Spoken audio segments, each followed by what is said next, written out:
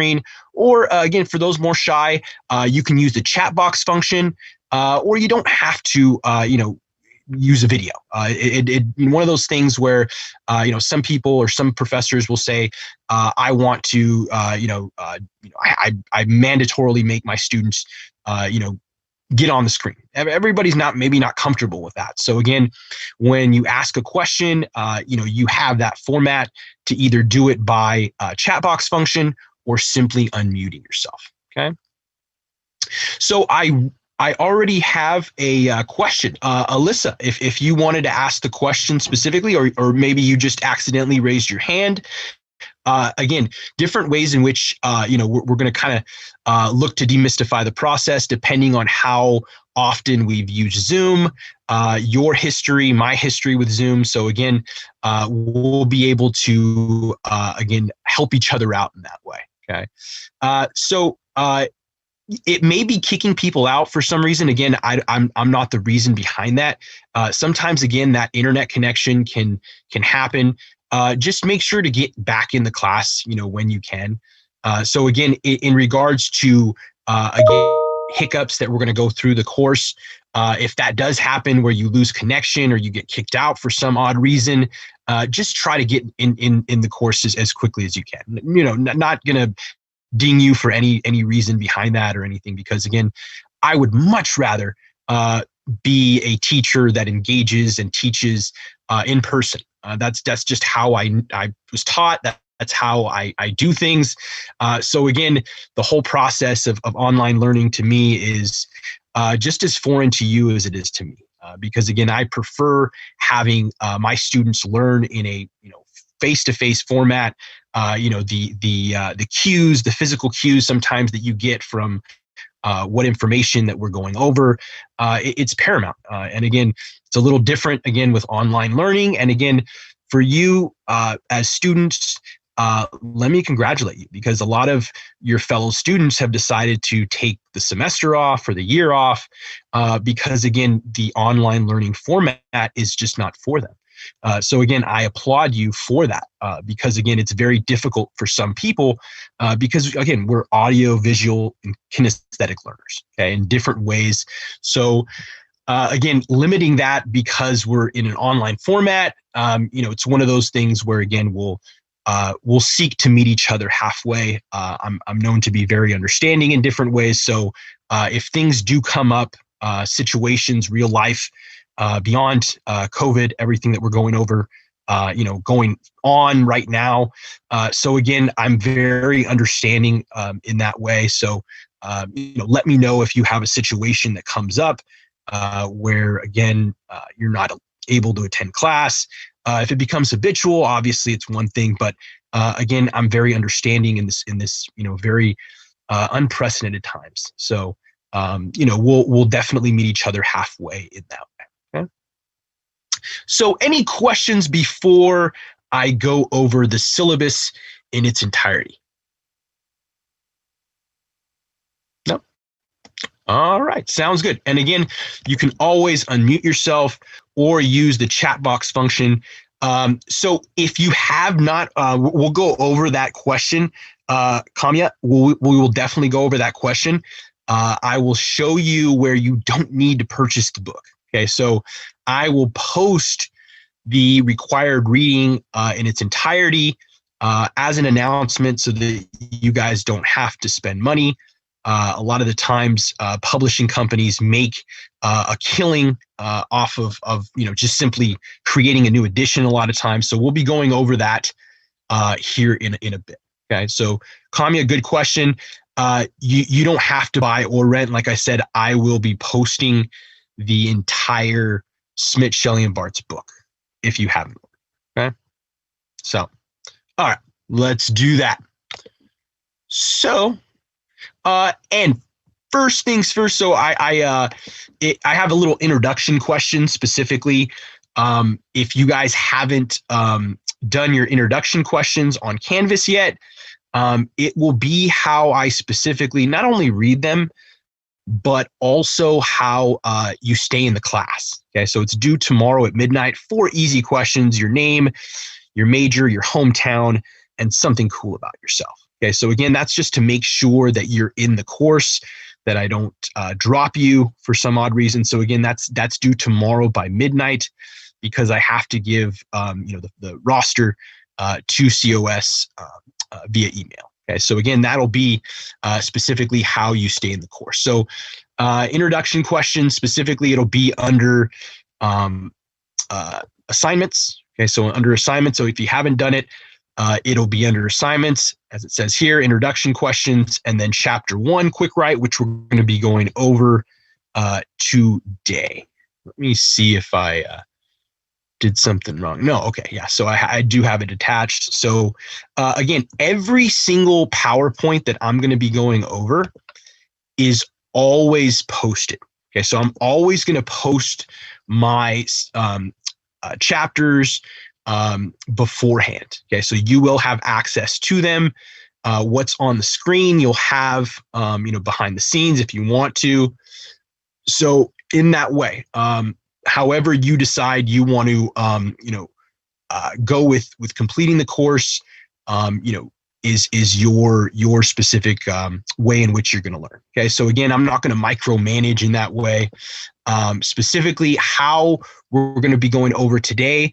The syllabus, like I said, is very much. I don't like changing it because I do a good job. I feel like I do a good job, at least, of making sure that dates are met. That the pace of the course is very doable.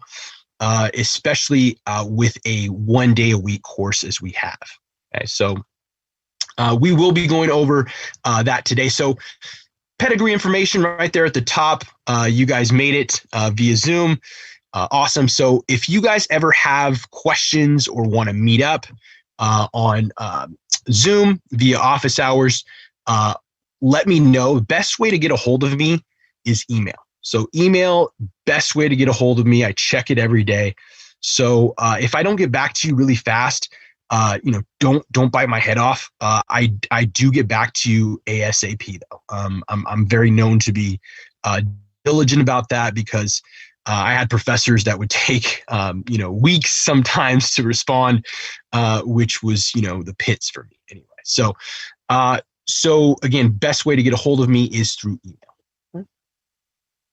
So going down, so this course, very much, if you guys are astute to your government economics course in high school, depending on how long ago you may have taken that, or if you did take it, depending on if you went to the American education system. So again, different ways in which we're going to be getting in more in depth, very much the subjects, issues that are very much taboo in the K through 12 system, such as abortion, such as gun rights. All of these things are going to be discussed, in this course in different ways. So again, where we're very much limited in a K through 12 education to kind of broach these subjects, college allows us to engage in these subjects, specifically, everything, from COVID to what happened last week. We're going to engage in different ways in which to kind of, what politics is, from the bare bones, right from the get-go. We're going to be dissecting the different elements of politics. Okay. All right. So again, I don't, that's just putting it in layman's terms. You can read the actual academic jargon on the syllabus right there. Okay. So learning outcomes specifically, we're going to be looking at completing the federalism writing assignment to complete that requirement. So specifically that federalism writing assignment, it'll be coming up for chapter 3. Because chapter 3 is titled Federalism. So we'll cross that bridge when we do, but just know it's a very important assignment, specifically with constitutional understanding, what the Constitution says about what the national power of the government is versus the state rights and powers. Okay? So we'll be getting into more depth about that here in a few weeks. Okay? So course evaluation. So how is your grade going to be broken down? So we have 14 weeks, 14 different quick writes that we're going to be having. So quick writes are going to be weekly. Okay, so specifically, where you want to be, 12-point font, Times New Roman, depending on what you use. Specifically, though, about a page and a half, closer to 2 pages in terms of what quick writes are expected, especially if you have a big heading. If you put your name, all the pedigree information at the top. Okay, always take that into account, as to how much you're actually writing. Okay, so more substance behind what we're writing, engaging with the material as well as the questions I'm going to pose. Okay, so I'm going to have the first one this week, which is going to be due next week. Okay, so there's always going to be a week delay as to when a quick write will be due. Okay, so for chapter 1 this week, it's going to be due next week by midnight. Okay, so there's always going to be that week delay from which the quick write will be due. Okay, so meaning we'll actually meet again before chapter 1 is due, because again, it won't be due till midnight of the 19th. So again, page and a half, closer to 2 pages, your quick write size anyway. So your federalism writing assignment, that's going to be 100 points. Okay. And then your video writing assignment, that's going to be 100 points. Yeah, that'll come with details when I post it. And then attendance participation, I'm not crazy stickler on that, because again, I know people specifically with regards to, when it comes to, I guess, specifically coming to class, I know it can be difficult for some people. I won't completely hold it against anyone. Depending, I might not even use it because again, it's just so unprecedented times that, it's very difficult to hold someone accountable if a lot of times people's finances are in a jam. Who's to say people can afford internet or have the ability to stream internet because of where they're located. So again, it's I don't want to hold that against anybody in that way. So yes, it is. Are they quick writes due on Tuesday? So yes, they will be due a week delay on that midnight. So like I said, chapter 1's quick write won't be due until next week, which is the 19th by midnight. So that's to answer your question.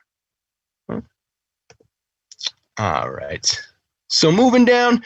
So required text. So Kamya had a good question with regards to the text. So the text itself, don't buy it. Save yourself money. I will post it to save you money because, again, some professors don't do that.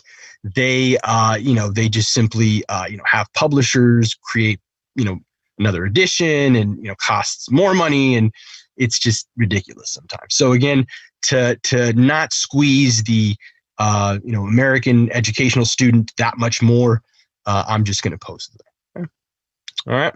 So when it comes to, yes, so good job, Diego and Matt, 12-point font, Times New Roman, specifically with regards to that. Not specifically a word count, but again, page and a half, closer to 2 pages, depending on how big your heading is on your quick writes. Okay, so again, if you're putting your name, my name, date, subject, everything else. So again, take that into account when you're writing your quick writes. All right. So yes, depending on, again, if it's double spaced, again, depending on how big your font is, again, it's going to be 12-point font. Some people forget this sometimes and write it in different formats. So again, closer to, I want it double spaced specifically, but when it comes to more substance than anything else. So you want to grapple with what the text is saying as to what my quick write is also asking. Okay, and I'll walk you through it our first week, just like I will every week, so that you guys understand what I mean behind the quick write question and kind of filling it in with details in the text. So yeah, I think so. So if you use MLA format, that's fine. You can use outside information. it doesn't necessarily have to be from the text. I will, be bringing up examples where that can be through today's chapter 1 quick write. So again, you're not always limited to just the text from what I post. You're always have the ability to do your own research, see where that question kind of intertwines with the reading and your thoughts towards what the question is asking. Does that make sense? Any questions behind maybe what a quick write is or what it would entail? Again, it'll get easier. I'll walk you through it. The first, like I said, every week I'm going to walk you through it so that you guys kind of understand what the question is asking for and to how maybe you can create a connection with the text. Okay. All right. So continuing on with the syllabus. Okay, so obviously course policies, these are very much, conducive to an actual classroom. So again, I'm never going to know if you guys are just simply, tuning me out and be like, this guy's just fucking boring. I'm just going to be on Facebook. And again, it's your right. Again, you guys, I'm not going to micromanage you. You guys are 18 years old now. And again, the idea behind your education. So again, understanding that there's going to be, obviously there's, due dates and there's, consequences to not fulfilling due dates. So again, making sure that you know what they are. I will always help you in any endeavor. But again, just making sure that you guys, if you have questions, ask your questions because I am always willing to answer them. Okay? So are you going to be recording the Zooms if we aren't able to make it? So I don't specifically do it on my end. For some reason, you guys, I think, are allowed to. If you guys, there's an ability to. If you guys have like a third person ability to do that, I have the filter up on the Zoom that gives you permission. So I'm assuming I already did because it already, I activated it to give me permission. So if it didn't, I will do some research as to why it's not allowing you to record. It says to have to permission. So I'm going to look specifically as to why that is, because if it does do that, like I said, I'm not sure. I'm just going to look at it like specifically after class just to make sure again that I do give permission on my end to make sure that you guys have the ability to record if you want to. All right, so again, I don't mind it. Some professors will mind. They'll say, "Oh, I don't want, don't record me," or "Don't say," I don't mind. I'm not going to say anything crazy outlandish. I might, cuss every now and then just to make a point, specifically with regarding, different subject matter that we're going to be going over, which by all means, everything that we feel towards politics, we can internalize that sometimes. And, issues where, one versus the other, left versus right, we're going to be going over that paradigm in its entirety, not just this week, but subsequent weeks when we go over political parties, everything, interest groups. So again, we'll be broaching those subjects throughout the course. All right, so university policies. So just making sure again that you are have the ability to tell me if you need any extra help. If you guys specifically with regarding if you guys need any extra attention, you let me know. Okay, so again, regarding that, send me an email regarding what that may be. And again, that policy will be made sure to be upheld. So again, email me, let me know what that may be. Okay. So expectations, again, I expect you guys to attend class, but again, things do happen. I know internet issues do happen, lags do happen all the time. So again, different issues that if you haven't been on online learning yet, it's kind of just a way that we're kind of have to get through it, I guess. But again, different times, with regards to when internet connections decide to, give in or give out, it's one of those things.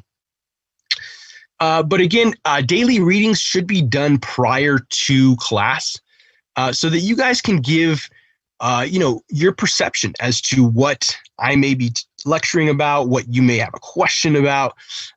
All that may be relative to, again, what you feel. So again, it should be done prior to class. Okay, obviously, it won't be this week, but again, different ways in which, do your due diligence to do readings beforehand, just so you can perhaps have a deeper level of understanding to ask those questions in their context. Okay. So quizzes may be given on a random basis. I don't really give quizzes out. I do in actual classroom settings because to encourage participation, but again, the inability sometimes of people to attend because of internet issues and everything COVID related, like I said, makes that more difficult. So again, just do your due diligence to make sure that you are accomplishing that. Okay? So in addition, each student is expected, depending on your source of information, everybody has an echo chamber, where they get their information from, whether it be mainstream media, whether it be podcasts, whether it be social media influencers. We're going to be going over a different motley of sources that, again, beyond the mainstream that I speak of in this paragraph. Okay, so again, Fresno Bee, Visalia Times Delta, San Francisco Chronicle. Those are all mainstream media outlets. Again, alternative sources. All of us, have our sources in which we consider, sources of information that can be trusted. So again, we all have different echo chambers that we attend to. Oftentimes, this is going to try to break you out of that echo chamber because, again, a lot of times, we're just given one side of the issue or portions of an issue without getting into actual substance of, beyond the us versus them mentality. So extra credit, I do offer a couple extra credits throughout the course. There will be one for a video and one for an essay, okay, book essay. So 2 extra credit opportunities, which will present themselves in a few months. So about a month and a half, 2 months, I'll give out the first one, and then the second one a week or 2 after that. So again, we'll cross that bridge when we do.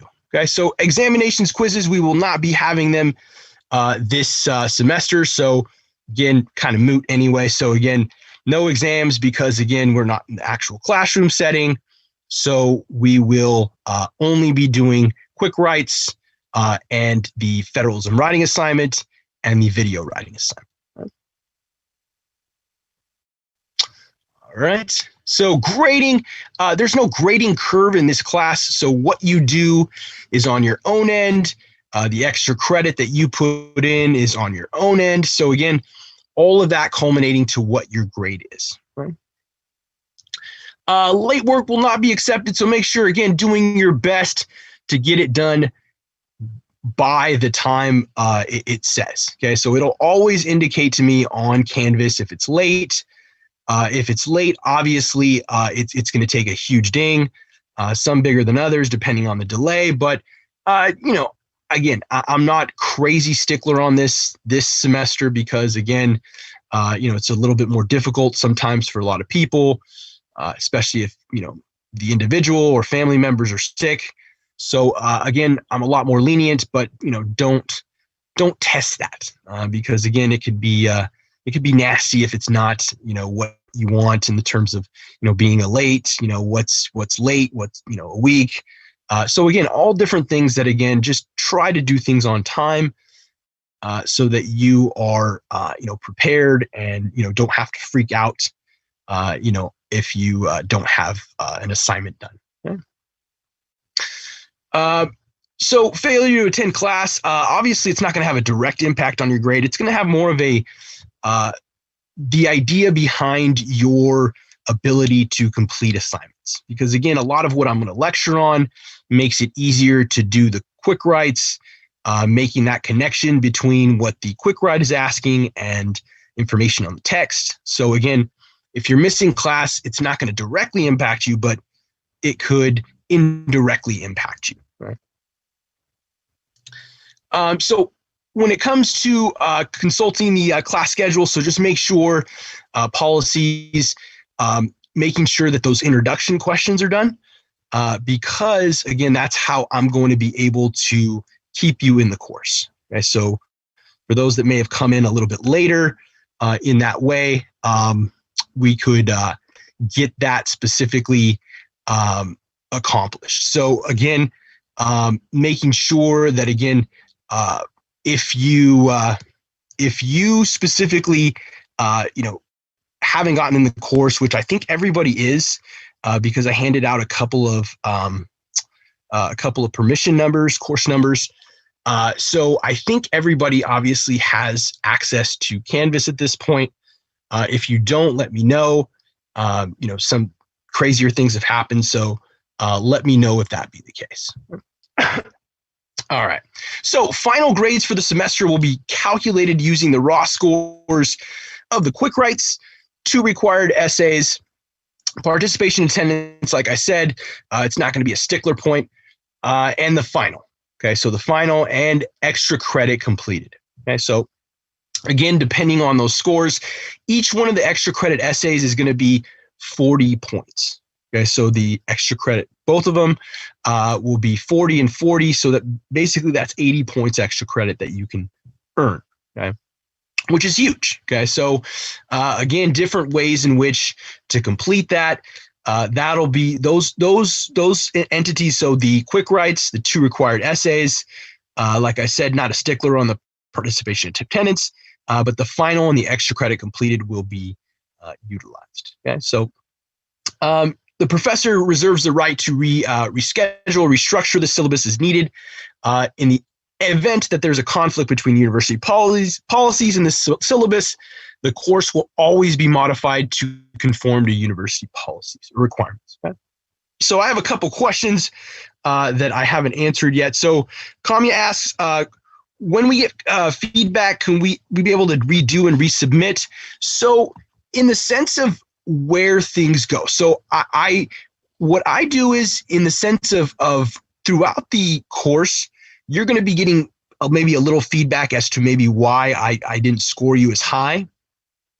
But I'm not a crazy stickler as to, grading, making sure that again, you're utilizing your grammar skills, your ability to structure and everything like that. So again, when it comes to feedback, if it's something I dinged you on, I will definitely give you feedback. But if it's above, let's say a 45 or to 50, I'm usually not going to, give you feedback because you did well. Okay, in the sense of what you're doing, continue what you're doing. It'll help you, get that good grade. But usually, if it's 40 below, I usually definitely do. So in that middle ground, I may direct you as to maybe possibly making it longer, extending on a connection between the question or the text. But again, different ways in which you can gain a better understanding throughout the course. And again, I'm never going to ding people to the point where they're going to get, a 25 unless they're only giving me a paragraph or something like that. Again, where again, you're looking at a page and a half, closer to 2 pages. So again, different ways in which people, are, have the ability to do well throughout the course. I'll be giving you feedback on those quick writes. Like I said, more so if the score is not high. Okay. All right. Hopefully that answered your question, Kamya. But yeah, in the sense of, again, kind of where I'm not going to, completely murder your work or put it down or anything like that ever. It's more just to direct you to how to do well. how to make those connections between course material and the text material. Okay, so again, my feedback is never going to be demeaning. It's always going to be very constructive in terms of making you a better writer overall. So again, in terms of what that feedback is, it's always going to be constructive. It's always going to make sure that you have another element in your arsenal to be able to write critically, creatively, because again, I love creativity. I think that's lacking a lot of times in definitely a K through 12 setting.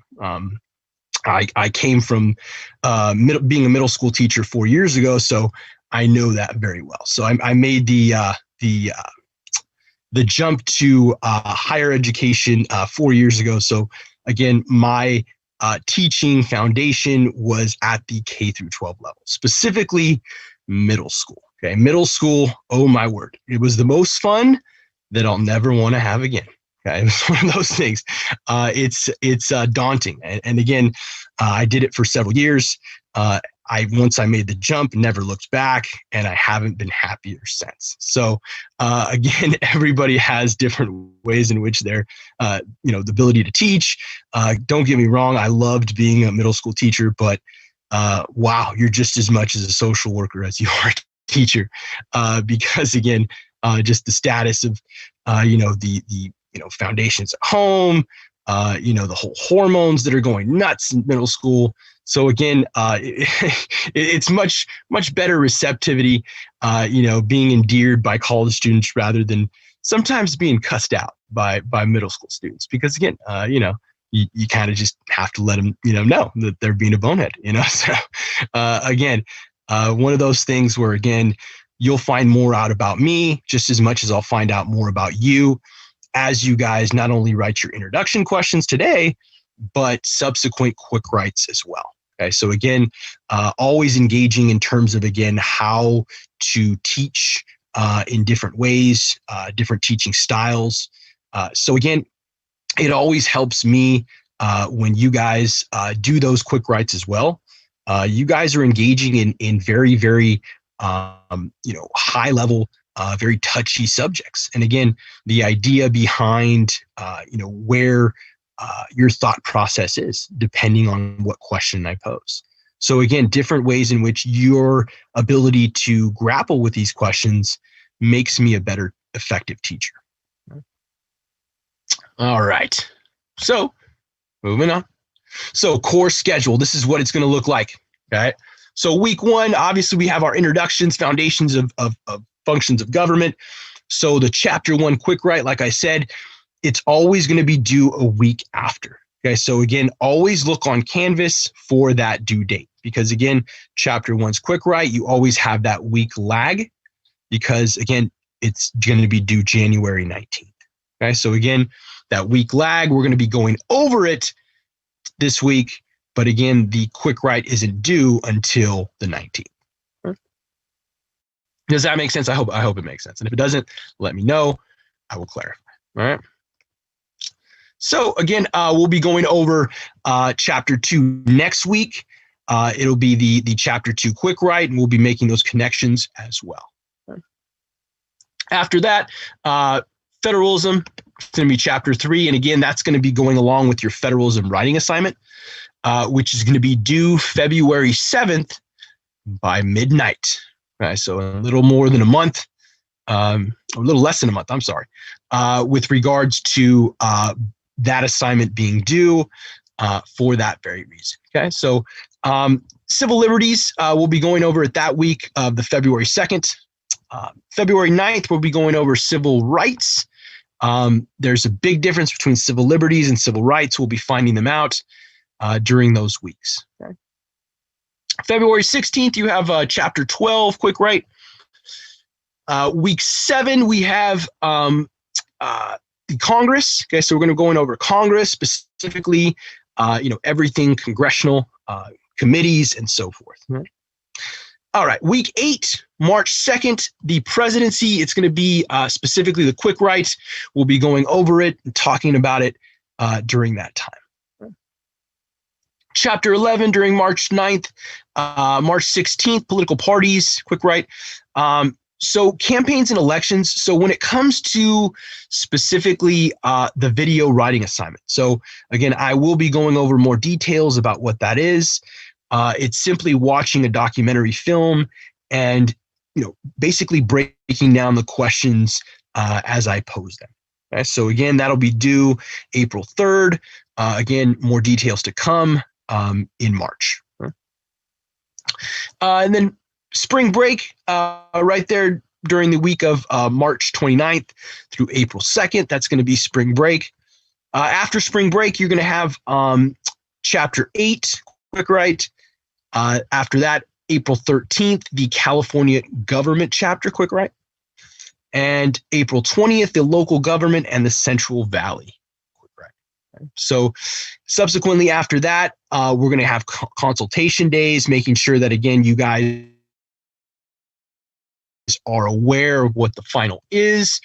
It is going to be it is going to be everything COVID related, guys, because again, we're going to be touching on that subject at different points throughout the course. Okay, just because again, it's a really good example because again, we're all living through it. So again, when we're talking about state rights versus the national government rights, well, we're going to be talking about mask mandates in terms of why state rights, national government rights, wherein lies the notion between that power struggle. Right? So after that, specifically again, consultation days, and then final essay, that's going to be due May 11th by midnight. Okay, so by midnight specifically, again, that will be due. All right. Let me see if I have any questions. So let me see. Going through. So going back, Anthony says, wait, so chapter 1 is due the 19th and chapter 2 pushed back another week? No. So Anthony, we go over it the week that it indicates on the syllabus, and Canvas has the due date in which it's due. Okay, so again, that's the week we're actually going over it. It's going to be due the week after that. So again, as an example, so today we're going over chapter 1. So it's going to be specifically with regards to being due, which is the 12th today. It's going to be due the 19th. So today's the 12th. It's going to be due the 19th. So again, a week after all the time. Okay. So again, that's when it goes over. So we're going over it the week that it indicates on the syllabus, as I indicated, and then again, it will be due that week after. So another question. Yes. So I got an audio question. I love it. Because a lot of times it's kind of when I'm fishing through, if I didn't actually hit the actual questions when they're indicated, it's kind of hard to fish through because some questions get answered by other students, or they may have been answered and I didn't realize it. So I love audio questions as well. So go for it. Hi, so I am Lindsay Stewart, the interpreter speaking for Lady, and she wants to know more about the grading process for quick writes. So grading process for quick writes. So it'll be easier once we go over chapter 1. I will talk about specifically how that will be done. So how they're graded specifically, I'll use chapter 1 as that example so that everybody knows what a quick write entails. So I'll let you know different subjects that you can maybe gravitate towards, cite in your paper or the like to help you out. So again, it'll give you examples so that it'll help you understand what quick writes are asking for in their entirety. Okay, so again, after chapter 1, we will definitely go over the quick write. Okay, awesome. Thank you. Oh, no worries. So yeah, it'll make a lot more sense. The quick write will make a lot more sense when we go over chapter 1 right at the end, because again, that will be indicative of what question I pose and maybe what information in the text that you can gravitate towards to kind of make it, substantive in that way. All right. So, Tyler, do you have a question, or because I just saw it up here, or is it just messing with it? No? No, I have a question. Oh, go for it. All right, so I wanted to know, when would we receive our federalism writing assignment rubric? Okay, so the rubric, I will be giving it out the time that I'm going over the actual prompt. I will be going over the syllabus as well. I'm sorry, the rubric as well, because again, I feel like it's so much more conducive when you go over the actual prompt and then what it's going to take to get an A, what it's going to take to get a B, a C. So again, it'll be easier to kind of engage with the prompt as you do the rubric as well. So we're going over both, so that again, it kind of maybe will ring a bell for some people as to how they're going to do well enough and what it needs to include to get within a certain tier as to where they're striving for. But great question. And again, it's going to be so much more relative when we go over them, because again, it'll specifically, want to highlight, specifically pinpoint where the prompt and the rubric, where they meet in the middle, and where specifically what kind of work you're willing to put in that's going to get that A, B, C, or lower. But good question, Todd. Any other questions before I start chapter 1?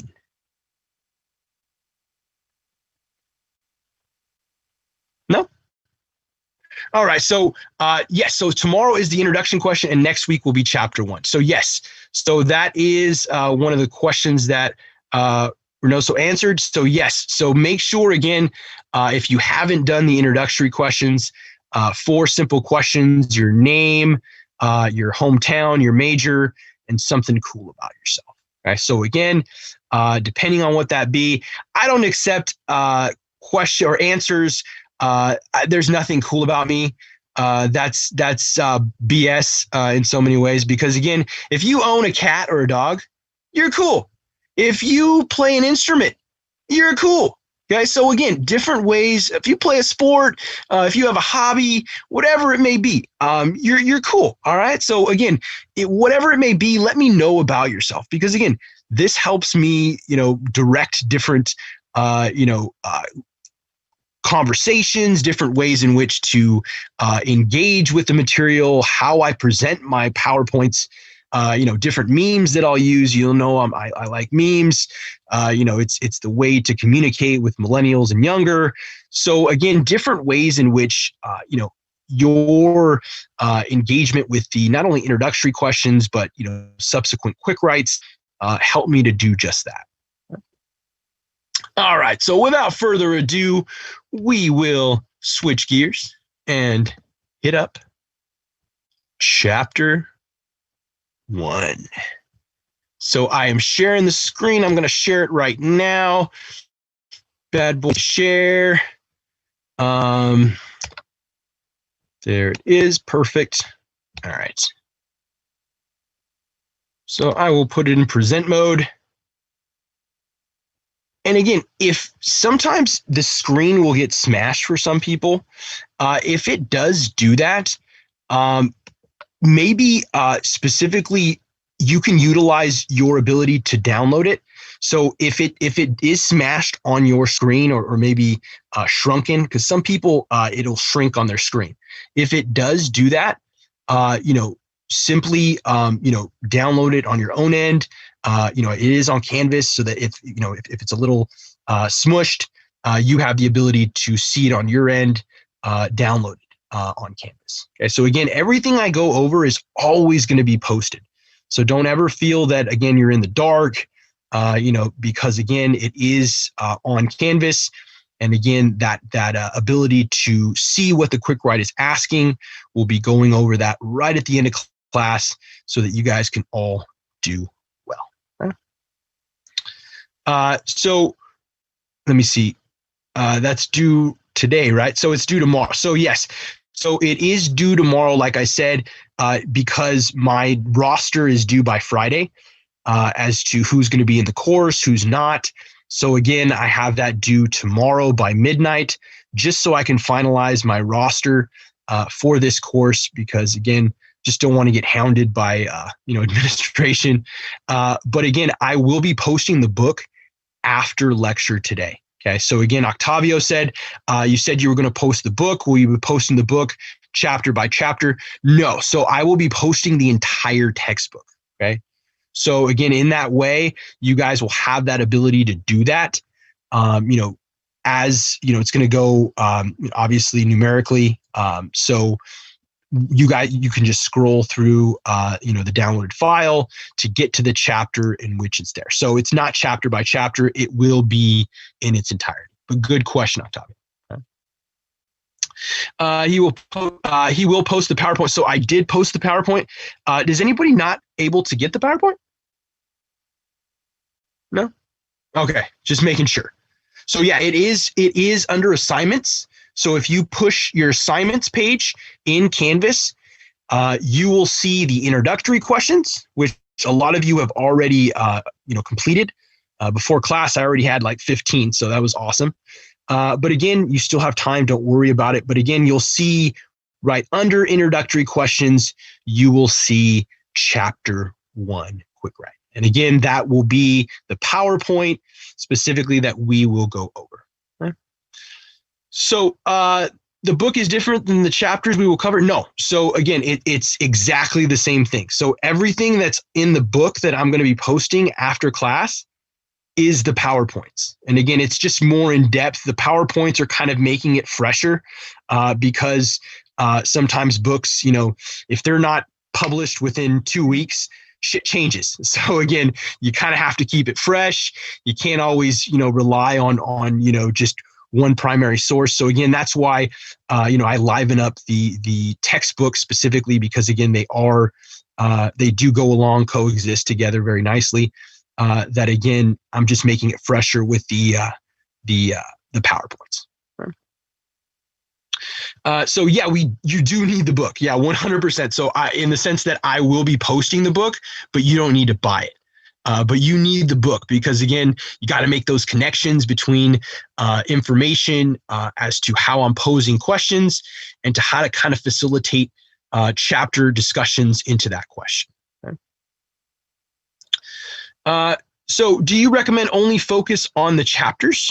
So I'm not sure what that means. I mean, as in maybe specifically where you read the chapter. And again, I think it'll make more sense, Jack, when we go over the first quick write, specifically again, where you can possibly highlight connections to be made so that again, you can do well as to where that connection lies, somewhere between 50-50 with regards to answering the question and incorporating textbook information. And again, I'll be specifically talking about those things today at the end of class. All right. So any other questions before I hit up chapter 1, hitting the ground running? Good. All right. Sounds good. All right. So, and again, yeah, go for it. Does the class gonna end at 9 p.m. or? So Kamya, I will very, very, very, very, very, if ever, go until 9 o'clock. I think people's brains shut off before that time. So again, in the sense that I will, unless it's one of those things where we have a lot of questions. And again, I love questions, and I will always be here for questions during class, after class, through emails, if Zoom meetings need to be needed. But in the sense of where going all the way till 9, no, I'm not one of those stickler professors that's, even if, we've gotten through the information, I'm going to keep you here till 9. No, it's one of those things where, again, I know you guys have a life beyond, Professor Chavez's political science class. So again, I will be understanding that way and know and understand that from your perspective, because I'm really not that far removed. I'm a little old, but not that old. So again, different ways in which to empathize with those students out there that saving money on a book. I loved professors that did that. So again, just different ways where you can save money, so you don't have to oftentimes bend to the debt wheel that again we all seem to get bogged down in as we educate ourselves into the moving forward portion of our life.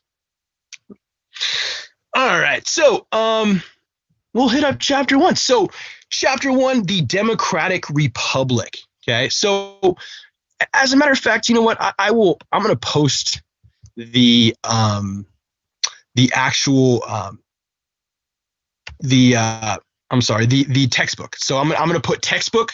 I'm going to put it as textbook on there, and then I'm simply just going to post it so that I don't forget.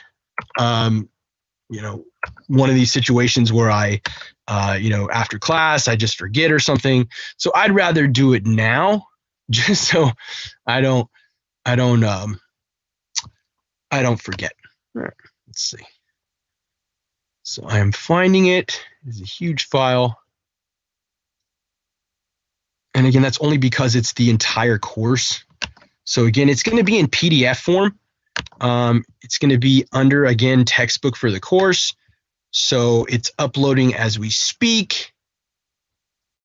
I will let you know when it's actually posted, and then somebody can perhaps check just to make sure so that you guys have it at your disposal. Let me see. It's a huge file. That's why it's taken so long. So let me see. Oh, there it is. Okay, so it did. So I'm going to save it now. So everybody should have it now. If you do, let me know. If someone does, just give me a thumbs up. In the sense of if you do have under announcements textbook for the course. So if it's there, can somebody check just on your end, just so that again, perfect. So again, that is the textbook for the course.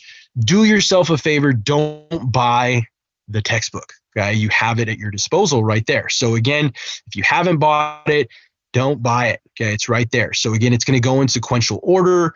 It'll be there for your reading pleasure. Okay? Awesome.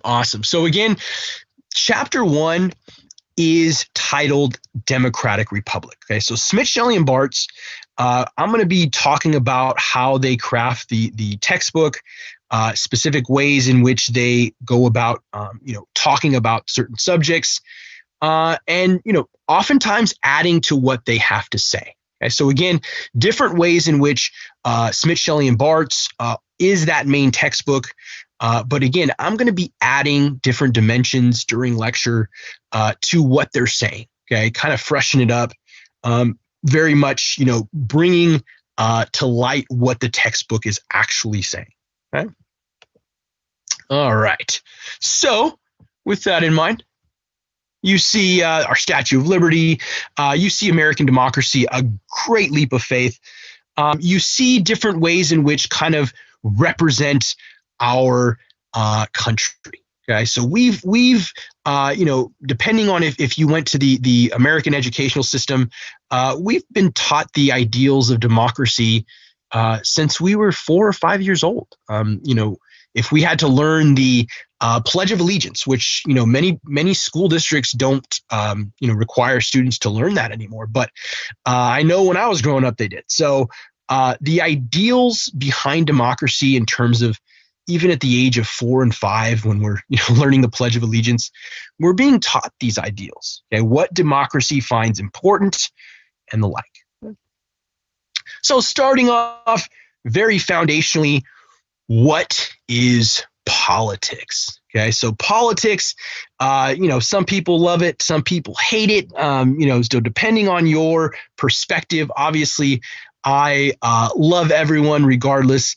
I have, friends that have different political views.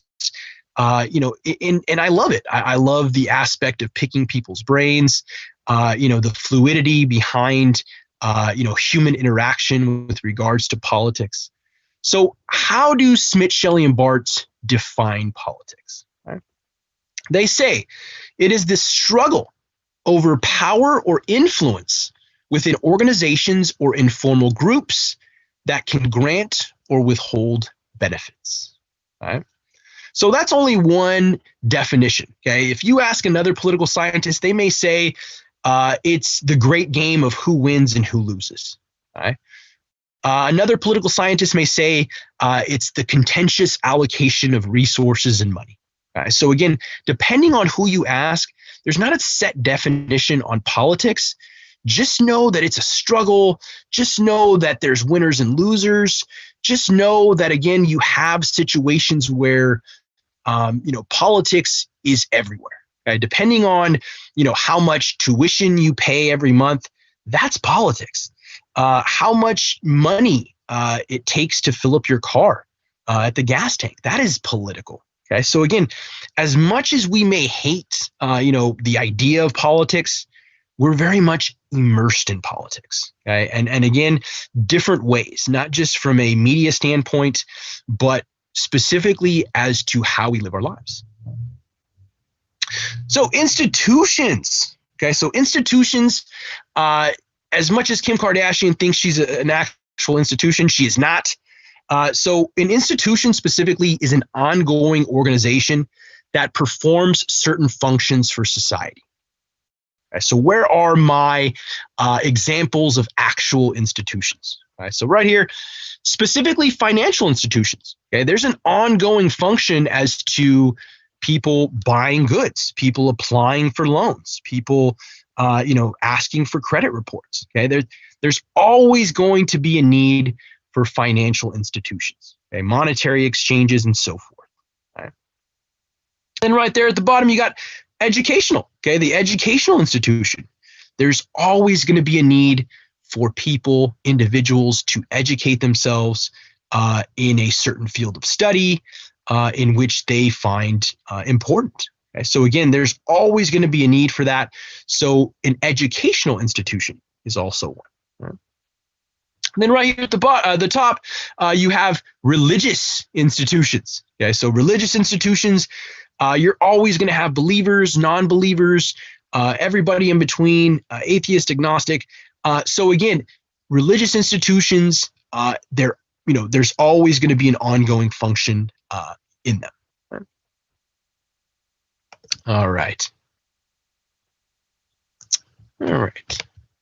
So going back specifically to what government is. Okay, so government specifically defined by Smith, Shelley, and Barthes. Okay, so what do they say specifically government is?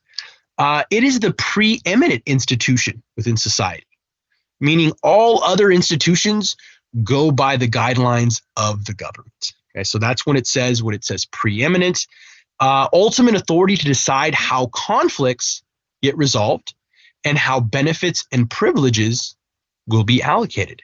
Okay? So again, government meaning, again, that ability to resolve these conflicts between, these entities that, again, speak to different feelings surrounding issues. And we'll be talking about some of them, not just today, but throughout the course.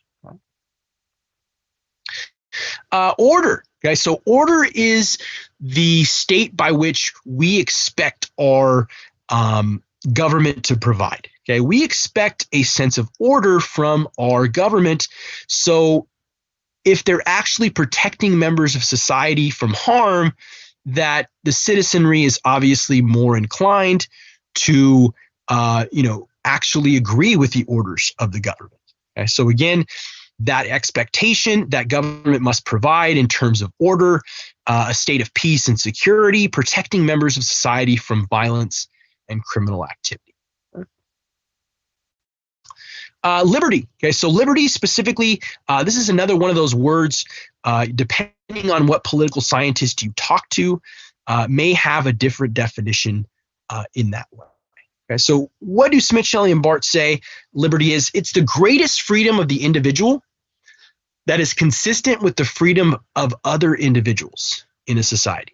Okay, so meaning my liberty reaches as far as the tip of my nose. Okay, I cannot infringe on somebody else's liberty because then that becomes inconsistent. Okay, so again, that idea of liberty within the individual in that way. All right, authority. Okay, so when we're talking about authority, this is what we grant as citizens to our government. Okay, the idea of the right and power of a government to enforce its decisions and compel obedience. Okay, so again, that authority that we give in exchange for order. Okay, so we now, in exchange for that order, give our government the authority, the ability to enforce that decision, laws in those ways.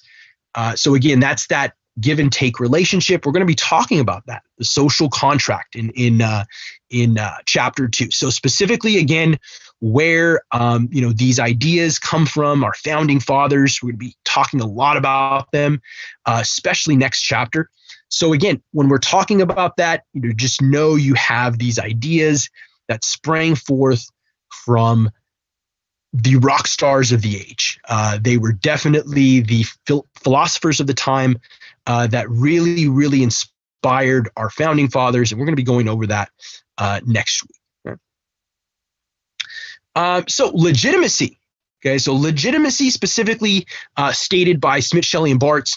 It's the popular acceptance of the right and power of a government or other entity to exercise authority. Okay, so again, the longer an individual or a group of individuals is reigning in government. So let's say let's pick on Russia for a second. Okay, so Vladimir Putin, in one way or another, has been at the top of Russian government. Okay, so it's about 20 years now that he's been in power. So the longer an individual in power, it appears that oftentimes you will lose legitimacy because, again, every decision you make, you're not going to get, everyone's not going to agree with your brand of politics. So again, the longer an individual is in power, oftentimes the less legitimacy that they will have. Because again, they'll have to make decisions within those years of time that everyone's not going to agree with. So again, the longer you're in politics, oftentimes the more individuals that don't like your brand of politics grows larger. All right.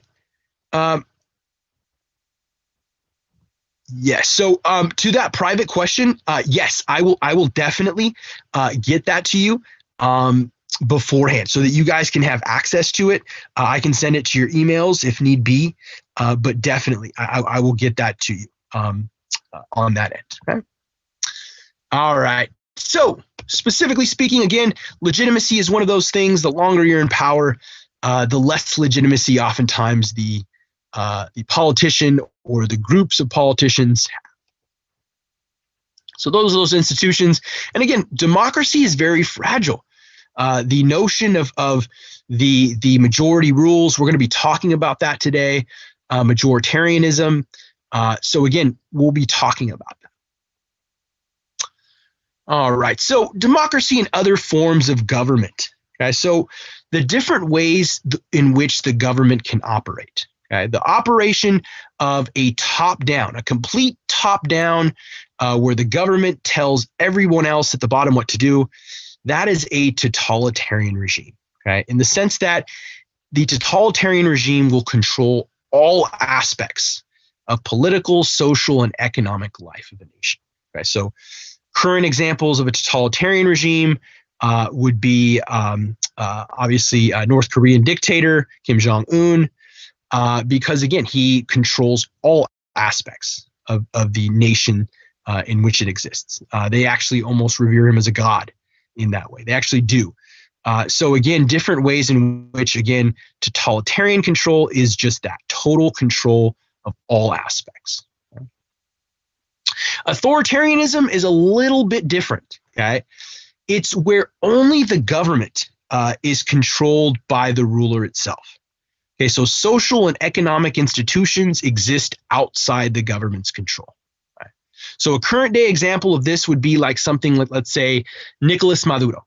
So he himself controls the government, he and his group of people, but you still have social and economic institutions. There's still, Chinese that are investing in Venezuela, Iranians that are investing in Venezuela. Okay, so again, there's still other aspects that aren't in control of what Nicolas Maduro says. Okay, it's only the government specifically that's controlled by Nicolas Maduro. Okay, so again, that's the difference between a totalitarian regime where it's total control and authoritarian where it's just the government that's controlled by them. Okay, so that's that difference there. And then we get to democracy. Know that again, it is very fragile, and again, owing its roots to Greek, the idea behind the ocracies. So democracy itself, it's the authority vested in the people. Okay, and we're going to be talking about why we have the type of democracy we do. Okay. So other Greek terms, you have aristocracy, theocracy, and oligarchy. So aristocracy ruled by the few, theocracy ruled by a religion or religious leader, oligarchy ruled by aristocrats are ruled by the elite, oligarchies are ruled by the few. Same kind of idea, different ways specifically utilized. Direct democracy as a model. Okay, so the founding fathers knew of the Athens model very, very well. Okay, in the sense that they understood the history behind, what Athens' style of democracy was. Okay, they didn't specifically want that. Okay, meaning they didn't specifically feel that America could handle, or the colonies themselves at the time could handle, a direct democracy. Okay, meaning they truly didn't feel that the idea behind the individual person or the average person can make the right decision. Okay, so we're going to be talking about that here in a couple slides as well. Okay, so direct democracy specifically, a system of government in which political decisions are made directly by the people rather than elected officials. Okay, so again, we elect officials to speak on our behalf, whereas direct democracy, specifically Athens style, everybody got a vote. Okay? So legislature specifically, that's who we direct to make our laws. Legislature is also an institution. Okay, so the idea behind ongoing function, legislature is just that. So even though we don't have direct democracy where we get to have a vote in every piece of legislation that comes up, we still have the ability to influence legislation. Okay, so what do I mean by that? So there are three ways, okay, that we have been utilized in terms of being able to affect the system the way we see fit. Okay, so what are those? So initiatives. So if you guys have ever seen those individuals signing petitions in front of, let's say, Walmart or the big box store, more than likely they're looking to oppose or be pro a certain piece of initiative. Okay, so oftentimes they'll say, you want cleaner water, you want cleaner this, or sometimes they'll keep it vague, the ones that are in front of the big box stores, because again, oftentimes they don't want to tell you what the actual initiative does. So do yourself a favor and look at what they're actually saying. But initiatives, okay, they're where voters propose a law. Okay? So take you back to 2016. Okay, so when California legalized cannabis. Okay, so when they legalized cannabis, that was a big decision. That was an initiative. Okay, so meaning Sean Parker. So Sean Parker, he's part owner of Facebook. He got enough people to sign the initiative to legalize cannabis in the state of California for adult use, the Marijuana Act, AMA. So specifically, that was an initiative. Okay, so it affected policy here in California. So even though Mr. Sean Parker was not an elected official, he was still able to effect change in the how cannabis is seen in the state of California. Okay? So even though we don't have direct democracy, we still have that ability to evoke change. Okay? So what's another way of direct democracy? So referendums. Okay, so referendums are referred by legislators to voters for approval or disapproval.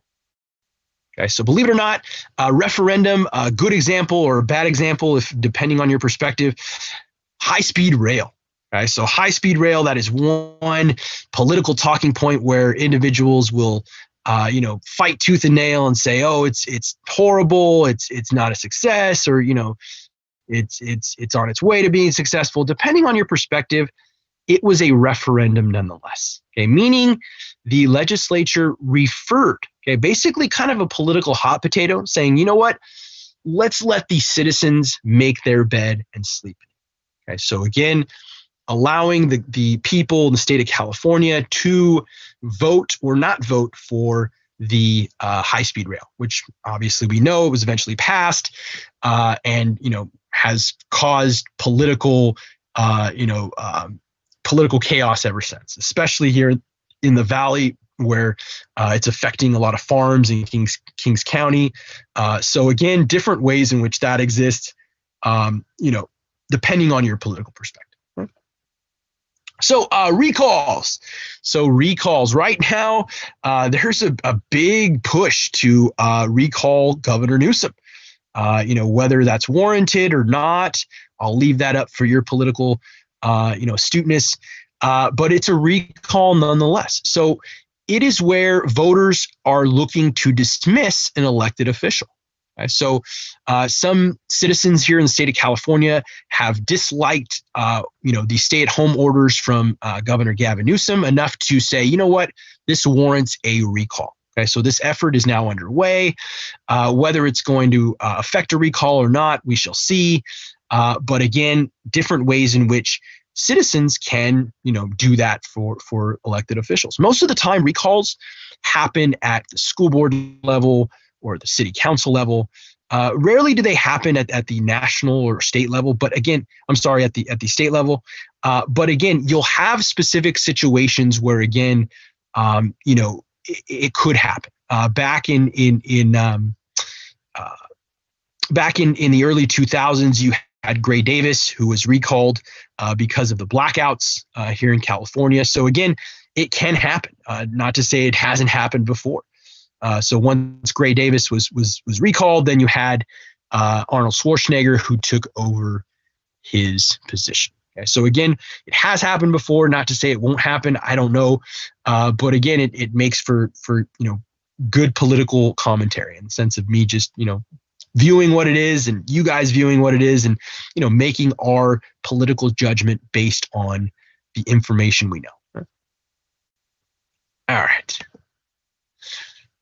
So, democracy and other forms of government. Okay, so like I said, one-party systems. That's where you kind of have your, obviously, your present day Kim Jong-un's, your historical Adolf Hitler's, your Joseph Stalin's.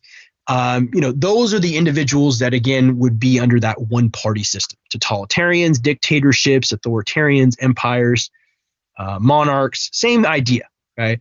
We'll call it tyranny for all intents and purposes because, again, you have basically one person or a group of individuals, small group, that are telling everyone else at the bottom what to do.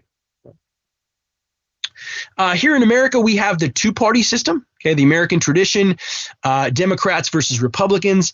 Again, we have more than two parties, and we're going to go over a lot of them in the political parties chapter.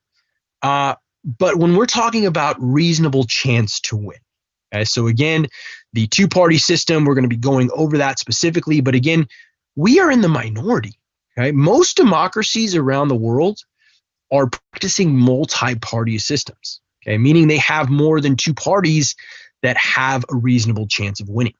Okay? So again, I know we have the Libertarian Party, the Green Party, everything else in between. I know that, I promise. But again, when we're talking about reasonable chances to win. So again, different ways that exists. So most democracies around the world, like the UK, Japan, Israel, Canada, Germany, India, Mexico, all practice multi-party systems.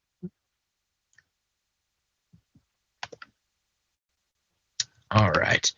So what about the dangers of direct democracy? Okay, so what about those dangers? So like I said or alluded to earlier, the founders necessarily didn't think that the average person could make the right decision.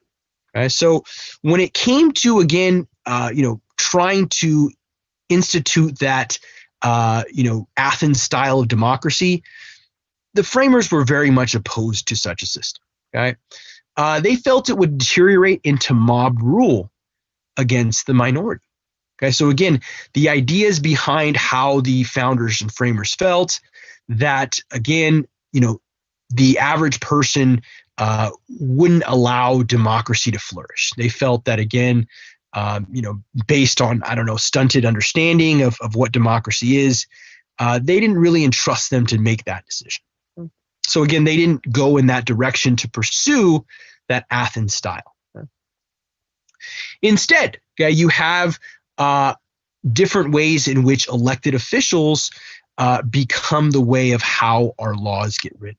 Okay, so we'll get to that in here in a second. But a republic, okay, so we are specifically a democratic republic. A republic is specifically where sovereignty rests with the people rather than with a king or a monarch. Okay, so again, we're going to be talking about specifically our Revolutionary War, why that is, how we came from a monarch, specifically, again, breaking away. So political sovereignty specifically, this is where, again, resting with the will of the people. Okay, so popular sovereignty is very much the same as a republic in the sense that, again, a republic, you are looking for the will of the people to, rise to the top. So democratic republic, again, this is what we are. Okay, we are a democratic republic. We're a republic in which representatives elected by the people make and enforce laws and policies. Okay, so again, this is specifically what we are here in the U.S. Okay, the UK. Okay, the UK still has their monarch. Okay, so even if they have a ceremonial royal family, they wanted to be a little different because, again, they can't specifically be called a republic because they still have a king and a monarch. Okay, so being a little different than the UK wanted to be, they are a representative democracy. Okay, they're a form of government. Again, same idea. It's just the idea that a ceremonial family still exists in the UK. All right. So universal suffrage. So when we talk about specifically, this is where the right of all adults to vote for their representatives. All right. So universal suffrage, great concept, a lot harder to do in practice. Not just because, it's difficult to get people registered in some states, but the idea that even if people are registered, the idea of getting people to vote. And I say this on the heels of the biggest, most participated in election in our history. Okay, it isn't always like this, and especially when it comes to midterm elections and local elections. So keeping that going with regards to universal suffrage, it's a great concept. But again, getting people to stay engaged, that's the difficulty that society has with getting people engaged in politics. All right. So when you're talking about, again, those elements of again, those Greek power to the people, elements of democracy. Okay. So in the idea of what types of elements that we find important in a democracy, like I said, citizen involvement. Okay, we got to have citizen involvement, not just in presidential elections, but elections in between as well. System of representation, again, representing us as the people. Rule of law. Okay, so the idea, again, we're all subject to the same rule of law as everyone else. Electoral system. Okay, so again, how elections take place. the idea of, in November's usually, or depending on the midterm elections that you have in your states, maybe February or June in some states. But again, the electoral system from which we're going to be talking about how the states get to decide how their electoral system works. Okay, so we'll be talking about how that's very, very constitutional. In the second chapter, we're going to be going over pieces of the Constitution that speak to that. Okay, why we have that in our democracy. Equality. Okay, so the idea of equality, in the element of democracy, freedom, liberty, and rights. Okay, so again, a lot of those elements that again speak to our democratic ideals. And education. Obviously, the idea that it takes the notion of understanding in which education encompasses to really help democracy flourish in any type of way. Okay, so to understand those elements, one has to be educated in what they speak to in the Constitution and so forth, so that you're better able to know your rights, engage in your rights. Okay, and we're going to be talking about that. I have a couple memes to show you, not just in this lecture, but in future lectures that speak to those specific ideas.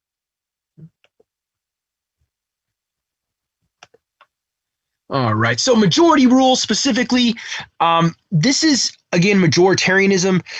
This is saying that if a greater number of people in any political unit should elect officials and determine policies.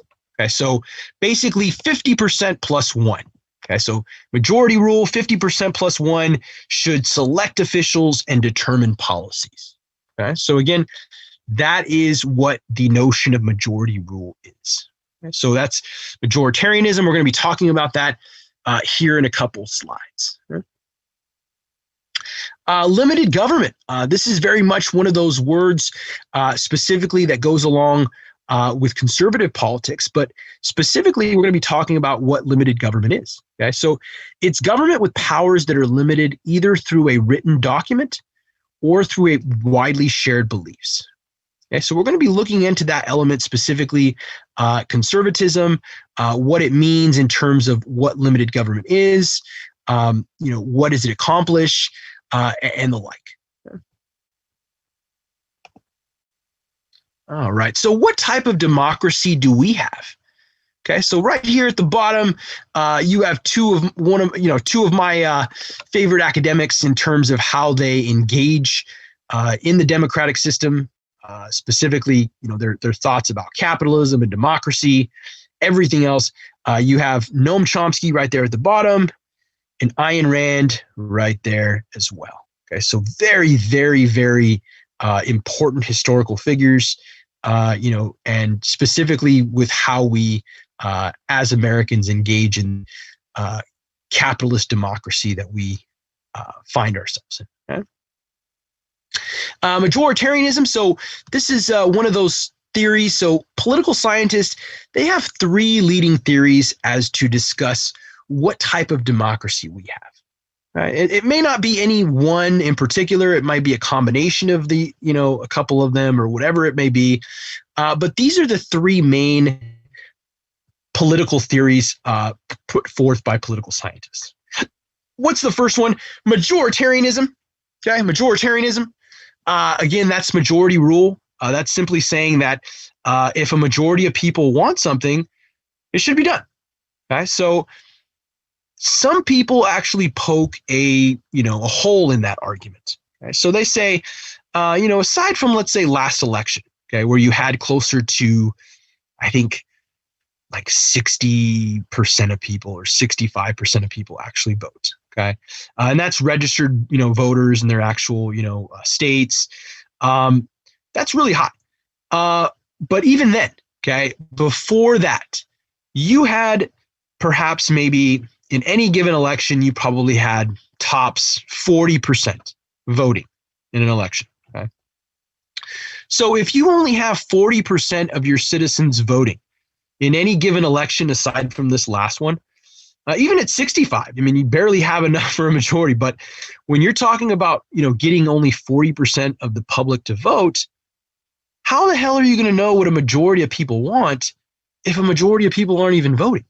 Okay, so again, that whole can be put in that argument saying, hey, unless we get a lot more people actually participating in voting, we're not going to get a majoritarianism per se.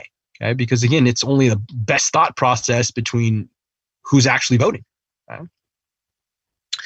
Second theory is the elite theory. Okay, so elite theory says it's an argument that society is ruled by a small number of people who exercise power to further their self-interests. Okay, so kind of that idea behind that small group of individuals. Let's pick on the billionaire class for a second. Let's pick on Elon Musk, Jeff Bezos, one of the Koch brothers who's still alive. George Soros. You have a bunch of people that one could consider being in the elite group. Okay, so again, oftentimes individuals, will gravitate towards this, saying, the billionaire class, those that truly influence, are the ones calling the shots. And so again, there's some truth to be said in that. There's some exaggerations to be said in that, I'm sure. So again, different ways in which that's another theory that political scientists engage.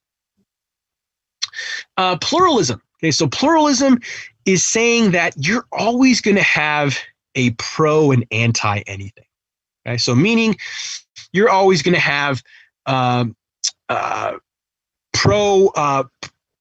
pro-choice and pro-life. Okay, that's a pro and anti approach to how abortion works. Okay, so meaning that oftentimes this conflict between an interest group. Okay, pro gun control, pro Second Amendment. Okay, you have two different ideas.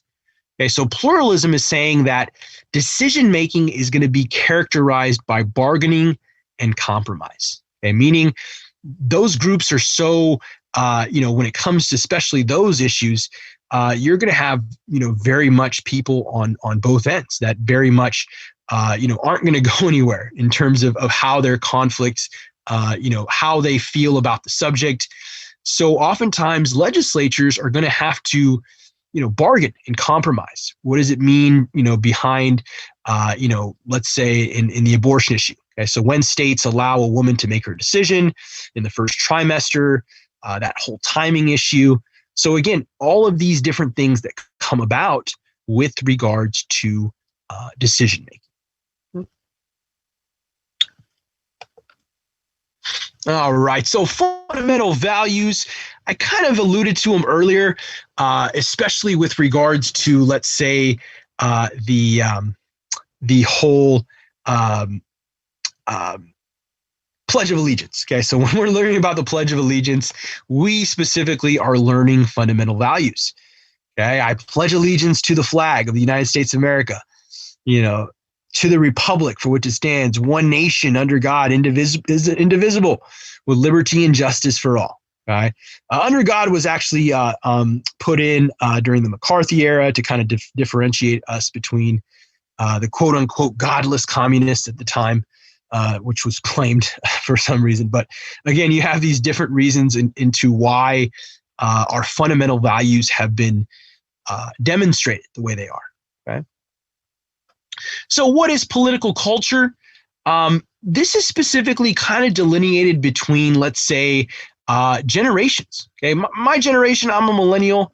Many of you may be referred to as, maybe a Y gen or let's say many people refer to it as the I gen, meaning this generation that didn't grow up with anything other than, having an iPad, iPhone, iPod. So again, that generation sometimes is referred to as the I gen. Okay, so again, different generations that oftentimes carry with them different characteristics. Okay, so what does that mean specifically? It's a pattern set of ideas, values, and ways of thinking about government and politics that characterizes a people.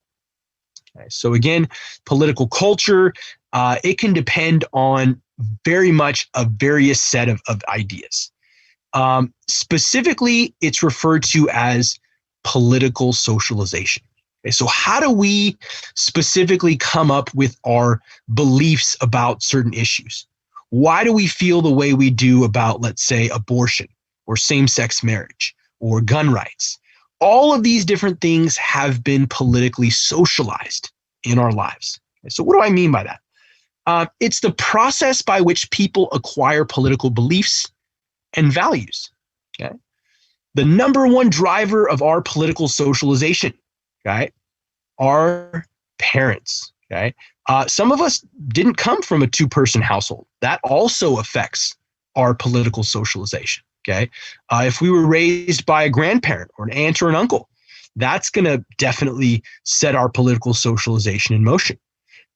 Specifically, there's going to be issues that come up, let's say, the whole this past summer with regards to the police protests. There's going to be situations where your parents, your guardians are going to express their feelings regarding certain issues, whether it be police brutality, whether it be same-sex marriage, all of these different issues that, again, kind of get spoken to at different times throughout our life. Okay. So not always, but a majority of the time, our parents will, give their political opinions in different ways. Not always, but we're more inclined to follow what our parents have kind of slated for us as to what the truth is, because of different lessons that they've taught us throughout our lives. Again, different ways in which that exists to shape our political discourse, how we feel about issues, how we feel specifically about the government and people. Okay, so again, this is specifically going to epitomize our political ideology, which I'm going to be talking about in a couple slides. Okay. All right. So civil liberties, these are the Bill of Rights. Okay. So when anybody says civil liberties, they are referring to the first 10 amendments to the Constitution. Okay? These are referred to as, again, our civil liberties. Okay? So everything from freedom of speech, freedom of religion in the first, second, the right to bear arms, third, not having soldiers quartered in homes. All of these come from our civil liberties. Okay? And again, they're very, very historically specific. Okay? Why is that? Well, guess what? The British redcoats at the time, regarding the Third Amendment, they were allowed to be quartered in the homes of colonists. Okay, so that's why specifically the Third Amendment was put in. Okay, so again, it's very historically significant as to why civil liberties and the Bill of Rights specifically are articulated the way they are. Okay? So equality. So equality as a political value, this is the idea that people are of equal worth. Okay? So again, the idea behind equality, one of those fundamental values that drives, our very fragile coexistence between capitalism and democracy. Okay? So what do I mean by capitalism?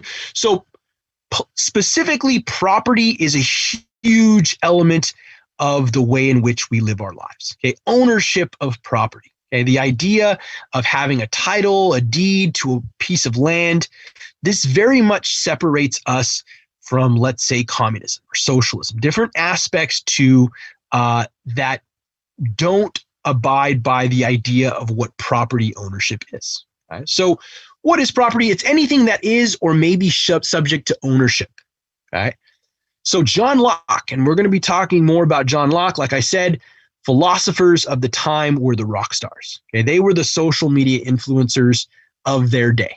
Okay? They captured the hearts and minds of the framers, the founders, to eventually lead them into the Revolutionary War. All right. So specifically, John Locke thought it was natural right superior to human law. Okay, the idea of ownership of property being natural and superior to human law. Okay, it was almost the idea of a divine right to own one's property. And again, this is ideas that captivated the founders and the framers of our Constitution. Okay, so again, this idea of property is so big in terms of what differentiates us from, again, communism. or the idea, again, we get to work hard enough, and we'll be talking about this, the idea of what capitalism is. It's private ownership, okay? Wealth creating assets, whether it be property, whether it be a business, whether it be investments portfolio. This is all wealth creating assets. Okay? Free markets, okay? The idea that capitalism brings about free markets, it's not being manipulated, different ways. Some can say it actually is, especially with recent stimulus ideas. So if you guys didn't know stimulus, when you hear the term stimulus, that's basically another idea behind socialism. Okay, the idea that it's the government intervening in the economic system. Okay, so again, we don't necessarily have a purely capitalistic country, because again, you have ideas where the government, as recently demonstrated, passing stimulus packages. And again, some may say for the good of the people. Some people may say it makes people lazy.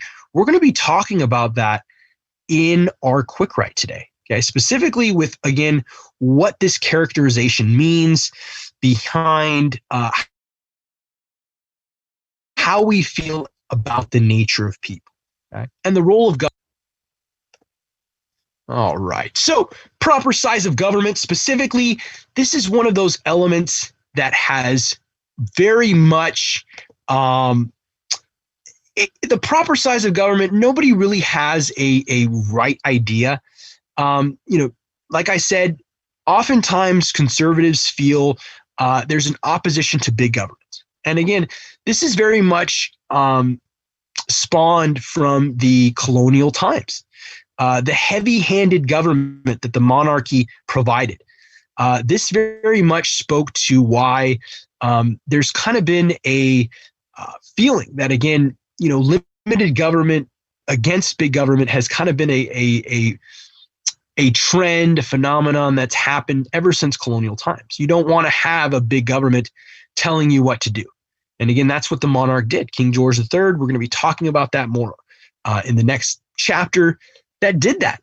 Okay, specifically, again, creating that heavy-handed government, passing all of these acts to raise more taxes for, revolutionary purposes in their endeavor for the crown.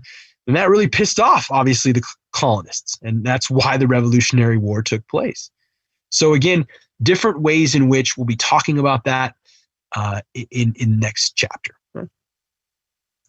So even I will at times say, what does the government do for me? Well, what do they do? I don't see it.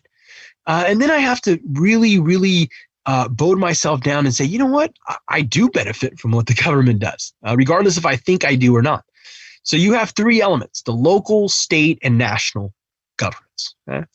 So at the local level, okay, what do I get out of the local government? Okay, well, 2 times a week, my trash and recycling is picked up, as well as my greens, and that's something that my local government is providing. Okay, either by way of hiring city workers to pick up my trash for me, or sometimes they will hire a privatized company, let's say Pena Disposal. Okay, so again, different ways in which that may exist, where the city may outsource that contract to pick up trash to a recycling or a garbage company. Okay, so that's something at the local level that my local government does. Something small, but then I am like, obviously they're doing it for me. The state level. Okay, what has the state government done for me? Okay, what have they done? Okay, so then I have to realize, well, you know what? I went to a UC. I went to UCLA, graduated in 2007. And then I went to a CSU for my graduate degree at Fresno State. So again, the state has educated me. It has provided the educational foundation for, being able to have the job that I do. So again, different ways in which the state has also provided that academic foundation from which, I've benefited from. And what about the national government? What has it done for me? Okay. Obviously, I don't provide my own national defense.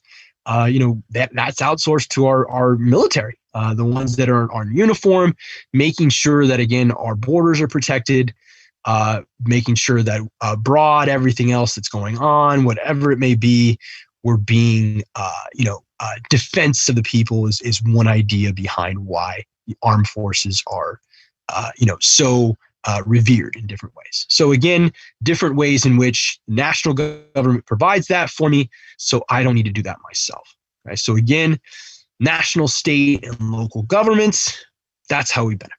Right? All right. So what about political ideologies? Okay, so I'm going to show you guys real quick what I mean by the political spectrum. Okay, so what does it look like? This is what it specifically looks like. Okay, so you got the left, extreme left, center, right, and extreme right.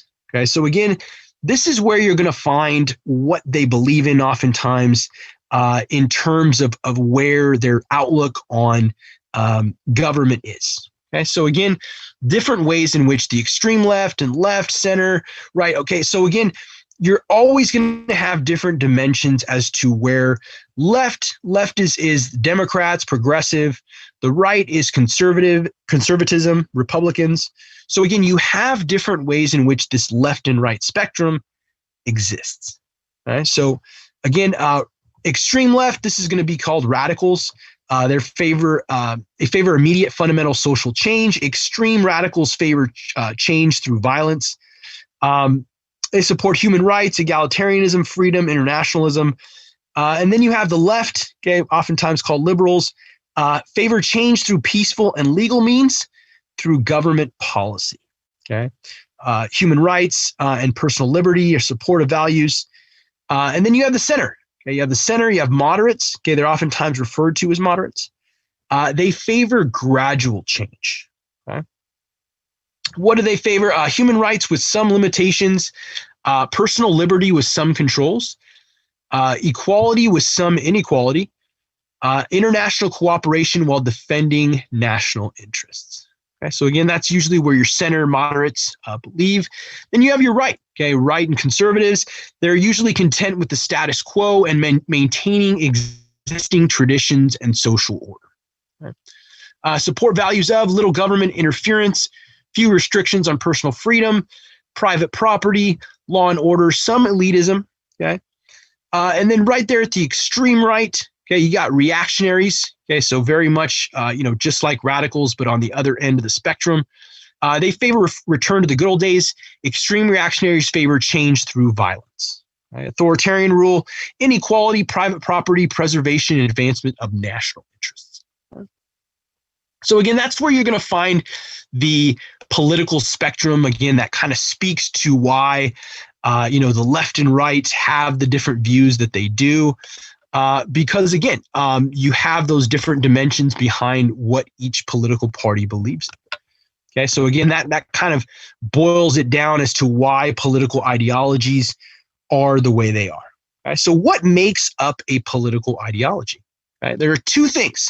Okay, so two things that make up a political ideology. Okay, so how you feel about the nature of people is one, and the role of government is the other. Okay, so how you feel about these two ideas is what makes up your political ideology. Okay? So what do I mean by that? So again, when we looked at conservatism, progressivism, you can see where they feel and how they feel about the nature of people and the role of government. Okay, so again, those two ideas are answered in those definitions. Okay, so conservatism, okay, it includes advocacy of a limited role for the national government in helping individuals, support for traditional lifestyles and values, and cautious response to change. Okay, so those two questions are answered in what political ideology a conservative would be. Okay? Same thing for liberalism, right there. So it includes advocacy of positive government action to improve the welfare of individuals, support civil rights, and tolerance for political and social change. Okay, so again, political ideology, liberalism, that is answered in that definition. Okay, so again, two ideas make up your political ideology: nature of people, role of government. And again, these two ideas are going to be fundamental in understanding today's quick write. Okay, so again, take a mental note that political ideology will very much go along the same lines as your quick write today. Okay, so I'll make a quick reference to that, obviously, when we're going over it, so don't feel like you're going to forget it or something. Okay, so I will make reference where, again, you can start pointing out where that can be put into your quick write. Okay, all right. So socialism. So socialism is a political ideology based on strong support for economic and social equality. It traditionally envisioned a society where businesses were taken over by government or employee cooperatives. Okay. So again, socialism, very much a strong controlled government, where in which, gets to dictate where businesses get to exist or not in different ways.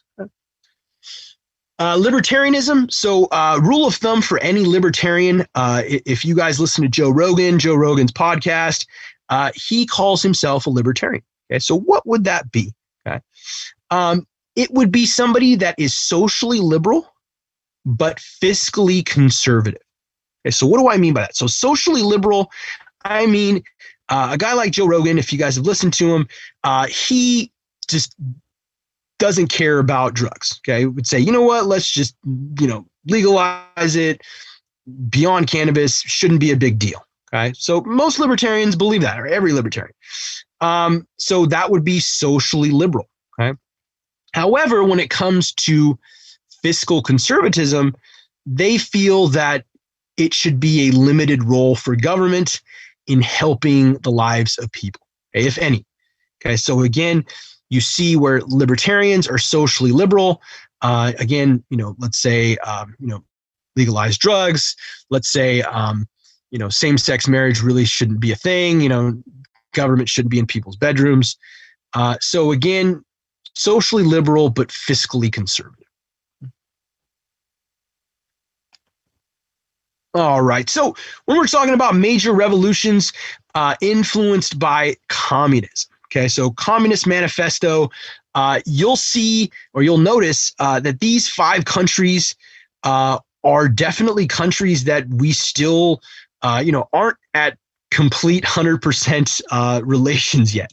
And it'll probably always be that way because, again, when it comes to capitalism and communism, I'm going to make a reference to this in a later slide. But again, when you have that, again, you have situations where, again, Russia is still very much at odds with us, North Korea, China, obviously hot and cold, especially with, the outbreak of COVID, one blaming the other, what it means for the long run in terms of economic growth and so forth. Cuba, obviously, still a thorn in the American side, being so close. But again, you see where these countries very much are, at odds with capitalism and the reasons why. Okay, because again, the role of government and the nature of people is so very different under a socialist communist idea rather than a capitalist one.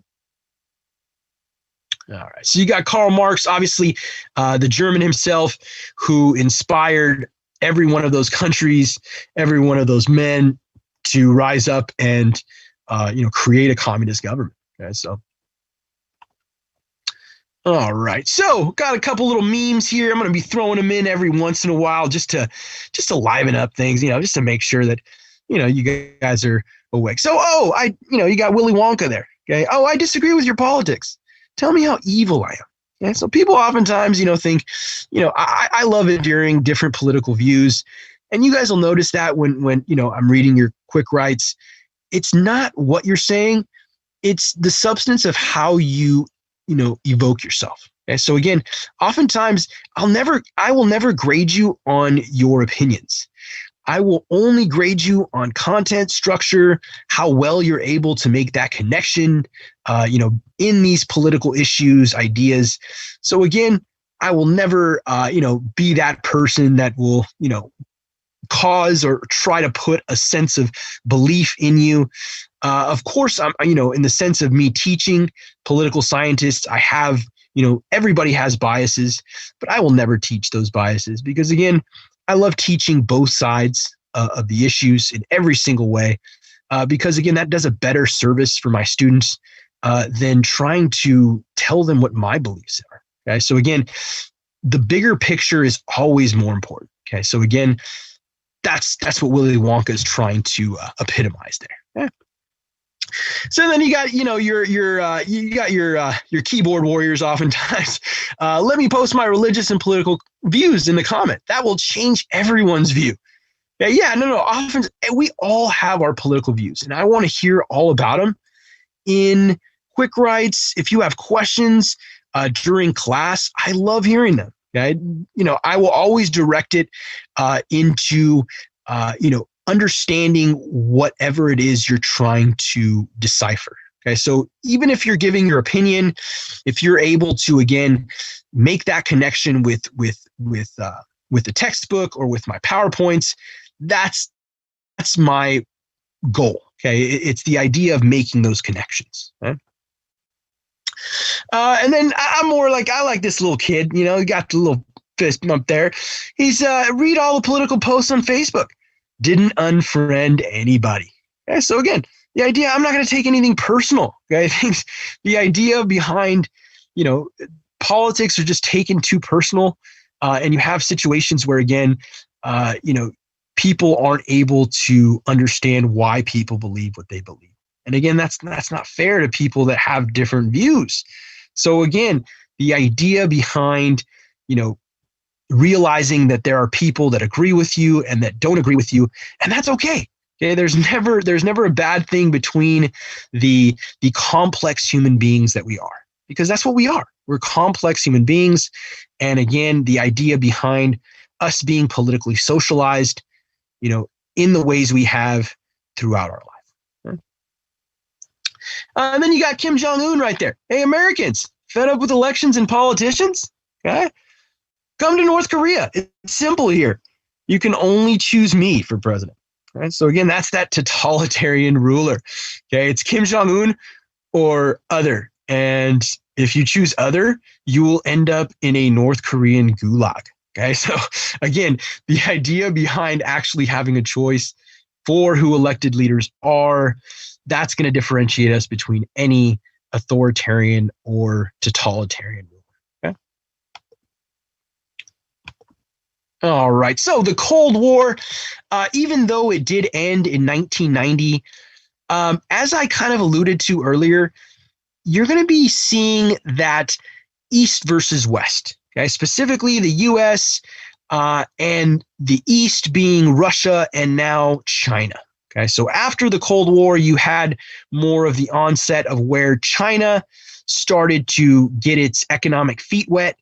From that point on, their economy has beyond exploded. Okay, so we're going to be talking about where that conflict remains. That even though the Cold War ended in 1990, you have kind of a Cold War 2.0. Okay, not just between Russia, but also China. Okay, so again, that idea behind democracy versus communism, that capitalism versus socialism, this duality, okay, that is present in foreign politics as it is seen today. And again, we'll be going over more about that, different ideas throughout the course. Okay? And again, I have that Rocky IV, Ivan Drago versus Rocky Balboa right there. It was actually made, I think I was only 4 years old or something like that. But again, you have situations where, you have propaganda.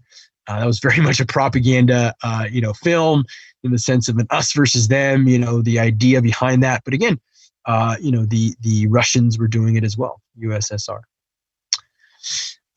So Americans' core values. Okay, so you'll find out that the older generation, they have a bad habit of taking pot shots at the younger generations. Okay, always saying that we want things, we're lazy, we don't participate. So you'll always have these kind of feelings towards that from that older generation that kind of looks down on us. And I say us because I'm still a millennial. You guys may be a little bit younger, but again, you have situations where the older generation has a bad habit of, pigeonholing us in certain ways. Okay, so what do I mean by that? So this comic strip kind of puts that in one. So you have Patrick Henry in 1775, give me liberty or give me death. Okay. Then you have 2017, I'd rather just have cash. Give me a free education. Give me a job. Give me a car. Give me free healthcare. Give me confidence. Give me. And it says millennials. Just give it to me. I deserve it. All right. So again, those are those pot shots that you will see in, mainstream media oftentimes that depict us as the younger generation. And I say us, I don't like feeling old. That's why I say it. But again, you have situations where, again, you have the older generation that oftentimes sees the power slipping away from their fingers because, again, we are the generation that will eventually take over. And again, I feel like this is that last little crawl by the older generation to kind of hold on to power because, again, the younger generation will eventually come to lead this country. And again, what will the older generation do? Because, again, they will be in rest homes or, in very old age. So again, different ways in which that exists. All right. So I figured I'd throw this in here. Studying political science, my parents, I had a love for political science early on. But again, when you're studying political science, you have different perspectives or ideas as to how people will see what you're doing and put a label to you. Okay, so what my parents think I do, you have, our president-elect saying, giving a speech of sorts. So, what my parents think I do, being a politician or, speaking clearly about politics.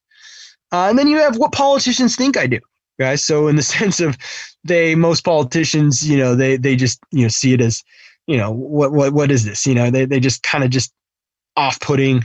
They just kind of see you as kind of a nuisance oftentimes, not really, oftentimes, putting you in the back burner. And then what my friends think I do, obviously you just get laziness there, chilling, obviously knowing what political science is. It's very much not, sitting on your ass doing nothing because, again, it's very much being involved in the dynamic of what's going on now. And then what society thinks I do, obviously you got these ideas of people fighting for their rights or, rising up. So oftentimes you got those reactionary or radicals that oftentimes are depicted as these fringe groups. What do I think I do? Okay, obviously I'm making sure that I'm educating my students, and what I actually do. I don't actually work at Taco Bell, but I did work retail. Okay, I worked retail. So many of you started working retail or have been working retail for some time. Fast food and retail, it's just a different setting, but you're still getting your customers that oftentimes are, not in the best moods. So again, I'm very, very aware of, customer service and different things like that. Had a job throughout college, I've had a job ever since I was 17. So you have situations where, again, what I actually do, it's not Taco Bell, but I've started at the bottom. All right. So what is the at issue today? So make sure to put on your thinking caps. So right here, I'm going to break down what a quick write will be. Okay, so make sure, again, we're paying attention so that you guys can understand not only this week's quick write, but often how to make that connection between what the question is asking and how you can incorporate information from the chapter. Okay? All right, so my question: does entitlement spending corrupt us? Okay, so what the hell is entitlement spending? Okay, so you may be asking yourself. So it is defined right there. Okay, if you meet specific requirements, you are entitled to receive them. Okay, so again, what are some of these examples as to what an entitlement spending would be? Okay, so entitlement spending, Social Security, okay, specific requirement, the idea that if you have paid into the system, Social Security, if you are 62 or 65 years old, or 70 at some points in time, some people will go that long. I don't think I'd ever draw that long. It's, for all intents and purposes, let's just say Social Security won't be around for millennials or anybody younger. Unless the government does something very, very huge in the sense of keeping up with the amount of baby boomers that are now retiring, Social Security will not last because oftentimes the people that are retiring are more numerous than the people that are actually working during any period of time.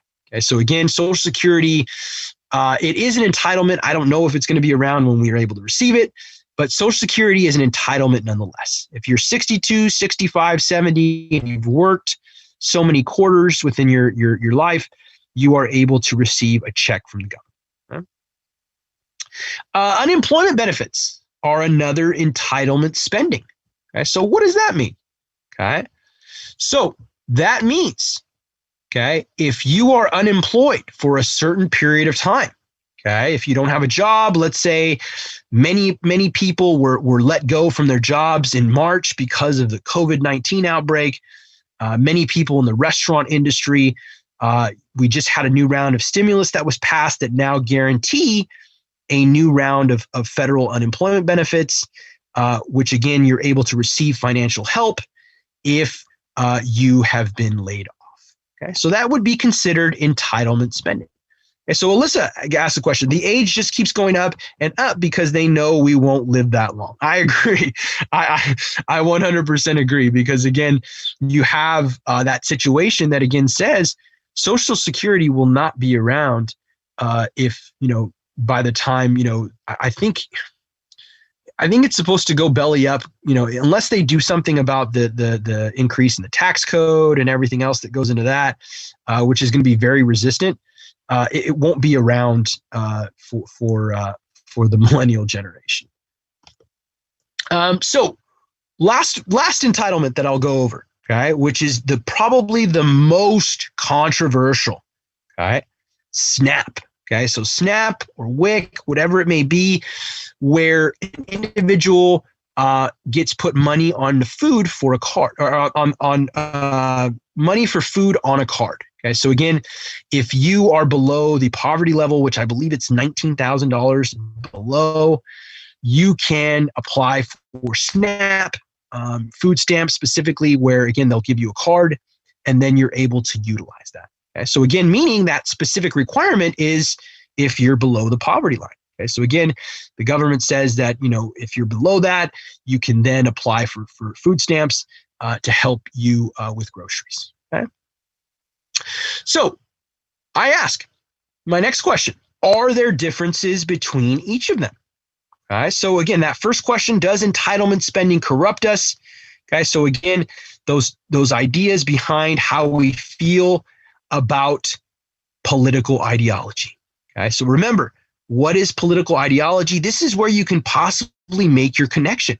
Because again, remember, political ideology is how we feel about the role of government and the nature of people. Okay, so again, do we have a situation where we think positive or negative about the human population or the U.S. citizenry population? Because again, that's going to come up in this next slide. Okay. So are there differences between each of them? So I ask that because again, entitlement spending, even though it's under the umbrella, some people feel that there's a difference between Social Security, where somebody has paid in their entire life, and something like SNAP, where simply being below a poverty threshold and you're able to receive it. Okay. you guys can bring up your own stories. Again, I like hearing about different stories. I've heard stories about, horror stories about people selling their snap cards, or and getting, money out of it, and only paying for half of it, and getting the double for the other person. So again, all these different things that again speak to our political socialization. How do we feel about, again, the role of government and the nature of people? Okay, because again, those two ideas are very much ingrained in this quick write today. Because again, are there differences between them? Eventually, you're asked on this next slide, what do you believe is the nature of people when it comes to entitlement spending? Okay, so again, that positive or negative outlook as to how we feel about people. Do we feel that the more you give people, the less they'll want to work? Or are entitlements a necessary part of the social contract? Okay, so meaning, do you feel that perhaps in some instances human nature is revealed to be lazy? Or do you feel that if given the opportunity, the individual will put themselves up from their bootstraps if they get an entitlement of some sort, if they're laid off or if they're disabled, all of these different things that make up entitlement spending? Okay, so again, these different ideas behind how we feel about the nature of people when it comes to entitlement spending. Okay? So again, that last question is at the top. How do you feel? Do you feel more with number one, the more you give people, the less they'll want to work? Or are entitlements a necessary part of the social contract? Okay, so again, it kind of culminates into you feeling how that feels. So Kamya asks, we have to choose one. No, you answer all of them. That's why they're on there. So again, making sure that, again, it's there. So to be on that question, I believe, what is it? So you're answering 3 questions. Okay, so does entitlement spending corrupt us? And again, I give you examples there. Are there differences between each of them? Number 2. And then culminating into that last question. Okay, what do you believe is the nature of people when it comes to entitlement spending? And again, that's very much ingrained in that notion of political ideology. Okay, how do we feel about the nature of people and the role of government? Okay, this very much is a part of how we believe in the quick write today. Okay, which way do we lean in regards to how we should help people or not? What's the limitations involved? All of those different things. All right, so again, 3 questions that make up your political feelings towards what entitlement spending is. Okay, and again, there is no right or wrong answer. Okay, that's the thing about quick writes. There's no right or wrong answer. It's how well you're able to not only answer the question the best you can, but make a connection between the textbook, which is my PowerPoint textbook in the sense of what I'm going over, and the questions themselves. Okay, so I gave you a good example of how you can start that. Political ideology is a term brought up by Smith, Shelley, and Bartz. Okay, and that's very much a part of what the questions in today's quick write are asking. Okay, so again, those 2 elements. What do we feel about the role of government and the nature of people? Okay, that makes up what a political ideology is, and that's very much ingrained in those 3 questions within that quick write. Okay, so basically answer these questions and could relate to. When you say, because when you type it out, try to go like specifically with actual questions. So you're answering the questions in terms of not just answering the questions, but making connections between the PowerPoint and what I'm saying. So again, utilizing, let's say, like I said, the topic of political ideology, and maybe throwing in conservatism, liberalism. What do they mean? How would they feel regarding this quick write? Okay, so again, that idea behind making that connection, you're not just answering the questions, you're relating to the actual PowerPoint itself, as well as the textbook, which is the PowerPoint. So again, finding ways to make that connection. So you're not just answering the questions, you're relating it to the material so that you can let me know that you were astute to the PowerPoint and or the textbook. Any other questions specifically that kind of speak to, again, why that would be important? So again, it's yeah, go for it.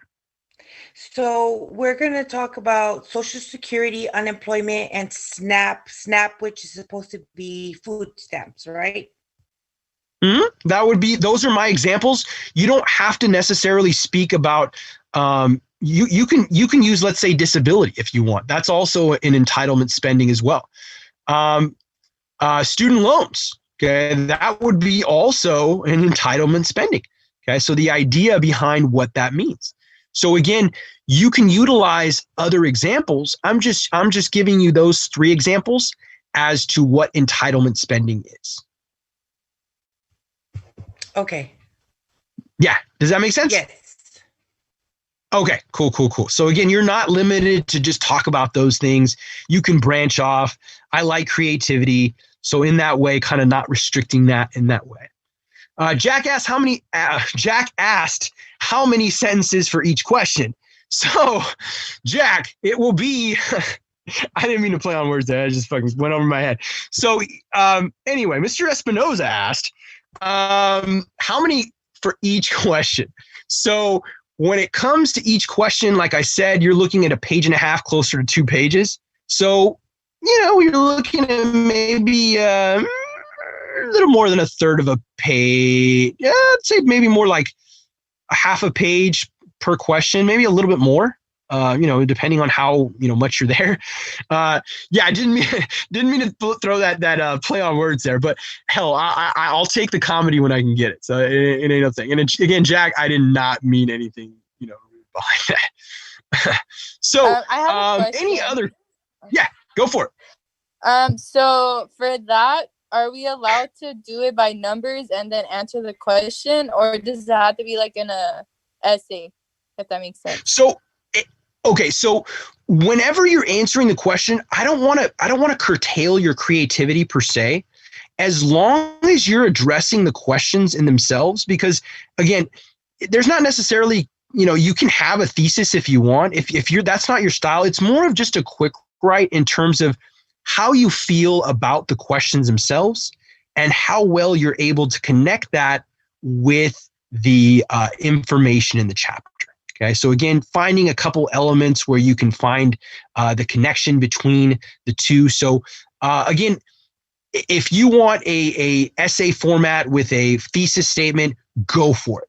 If you're more of, I'm going to answer these 3 questions in their entirety, from, write question 1 and then, you're answering it, write question 2 and then answering it. So again, I don't want to curtail your creativity per se, because we all write so different. It's more just making sure that you're answering the questions, because that's what I read for, and how well you're making the connection to the chapter itself. Okay, thank you. Yeah, no, good questions though. Good questions, Alyssa. And then got those funny stuff right there. So Anthony says, my internet cut out for a minute, my bad, but which 3 questions do we have to answer? So Anthony, those 3 questions, those last 2 slides are going to be your best friend. Okay, so right here, I'll show it again. These are going to be your questions, the 3 of them that you will answer for this quick write. So the first one being, I'll go back a page here. The first one being, does entitlement spending corrupt us? Okay, so entitlement spending as examples are given right there in the subsequent paragraph. And then number 2 being, are there differences between each of them? Okay, so again, if you use examples of Social Security or disability or student loans, all of which are good examples of entitlement spending. Okay, so again, are there differences between them in review? Okay, is there a difference between somebody who gets Social Security working all their life as opposed to somebody who gets SNAP, who simply just falls below the poverty threshold? Okay, so again, different ways in which we internalize these questions as they exist. And the third question, right there at the top, what do you believe is the nature of people when it comes to entitlement spending? Okay, so again, that's in a nutshell. Those two ideas below that would be, one or the two, how you feel the more you give people, the less they'll want to work, which is that first one, or are you more feeling entitlements are a necessary part of the social contract? Okay, so again, those three questions. So do we need to cite the textbook? If again, you don't have to necessarily, cite it, as a source. I know that it's going to be coming from the textbook. I've read this book probably like a dozen times already. So I'll know when it's coming from there. But again, if you're using outside sources, that's when you'll want to use, your works cited page and everything like that. So again, depending on your style of writing, how you want to expand on these questions, feel free to do so, but as long as you're answering the questions. Okay. And again, that different format, if you want to do it in an essay format or a bullet point format as to how you're, answering these questions in their entirety or giving your best foot forward, go ahead and do so. Okay. So no textbook. I did put it online already. So again, it's under announcements. So it will be there for you. Okay. All right. So moving down, let me see if I have any other questions. Go for it. I have an audio question. Nice. Go for it.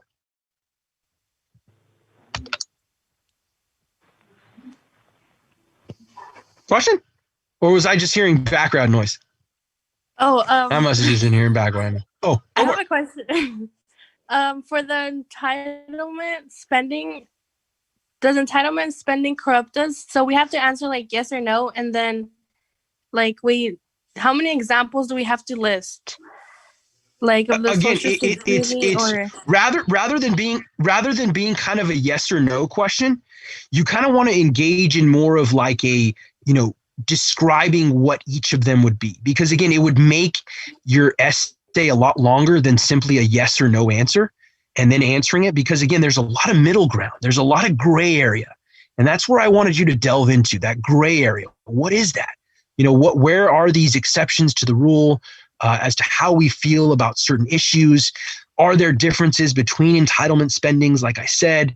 So again, getting into that nitty gritty, because again, there's a lot of, you'll notice that in these quick writes, there's a lot of room for, gray area dialogue, articulations of sorts. And again, I love people that are white or black, but again, gray area is good too. Again, the idea behind describing what that, ideas are, what that specifically means to you guys as you guys are digesting, what entitlement spending is. Because again, you guys, depending on your perspectives, you guys are going to be able to verbalize to me how you guys, or if you guys see differences in these entitlements, right? And the idea behind how you internalize them, what you feel about them, the differences between them. And again, that's very much ingrained in political ideology.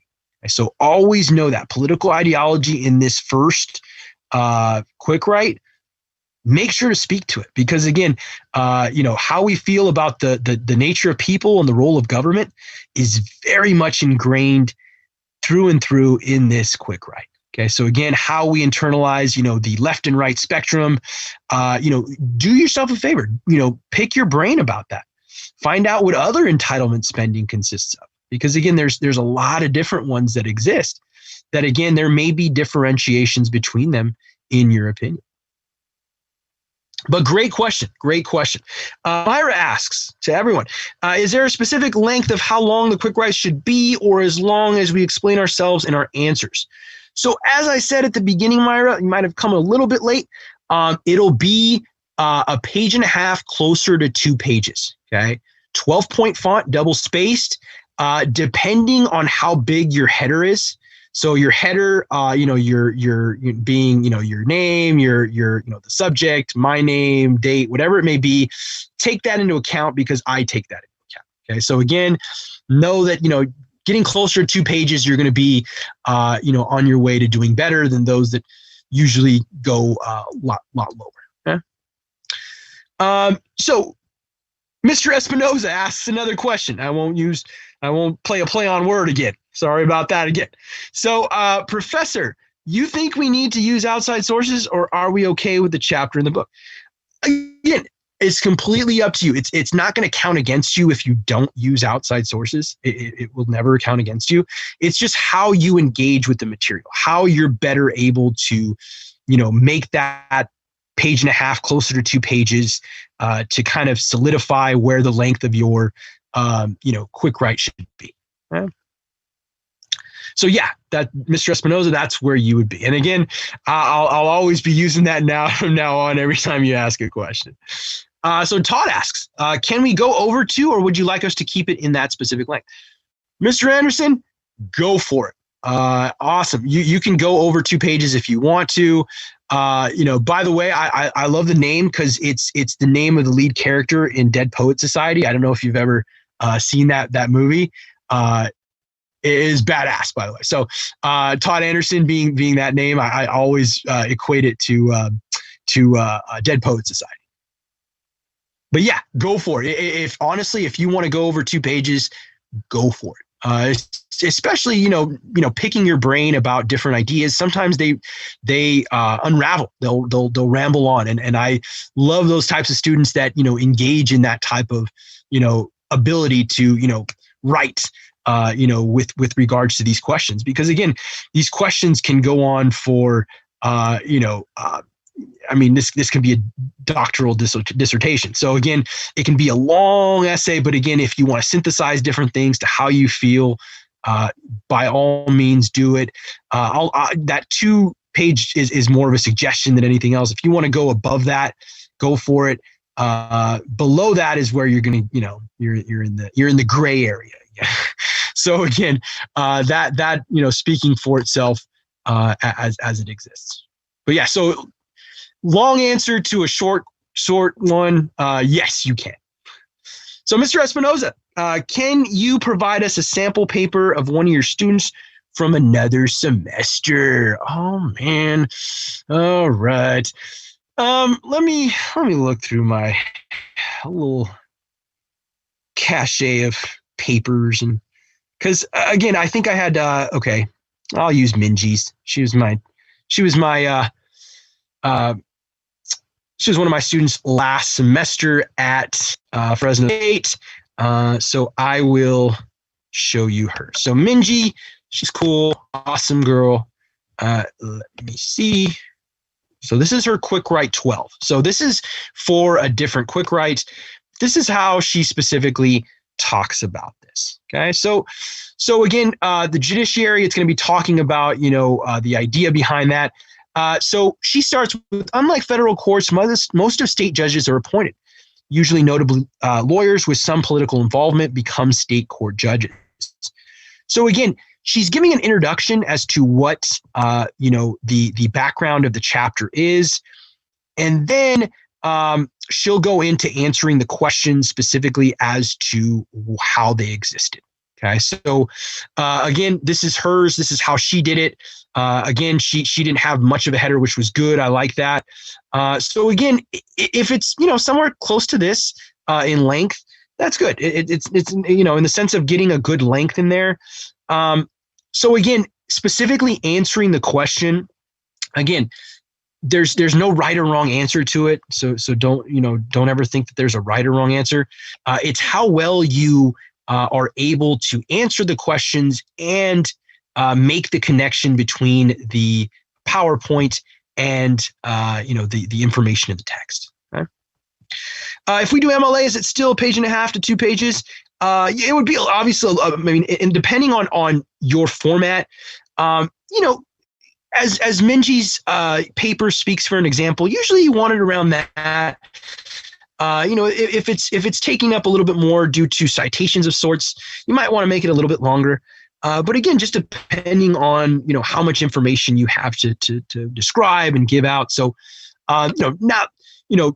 not specifically looking to, curtail your creativity, like I said. Yeah. All right. Any other questions, comments, or concerns or issues?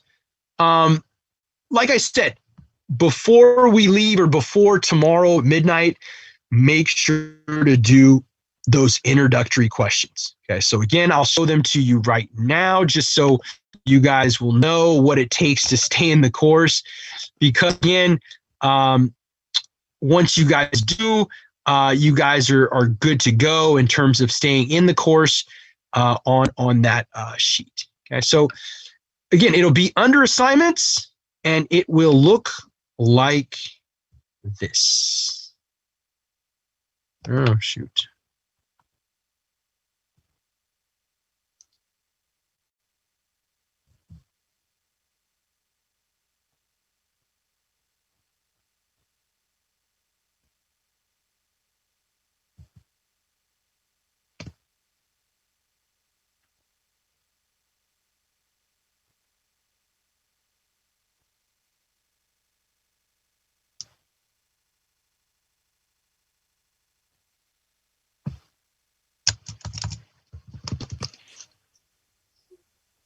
Oh, I was like,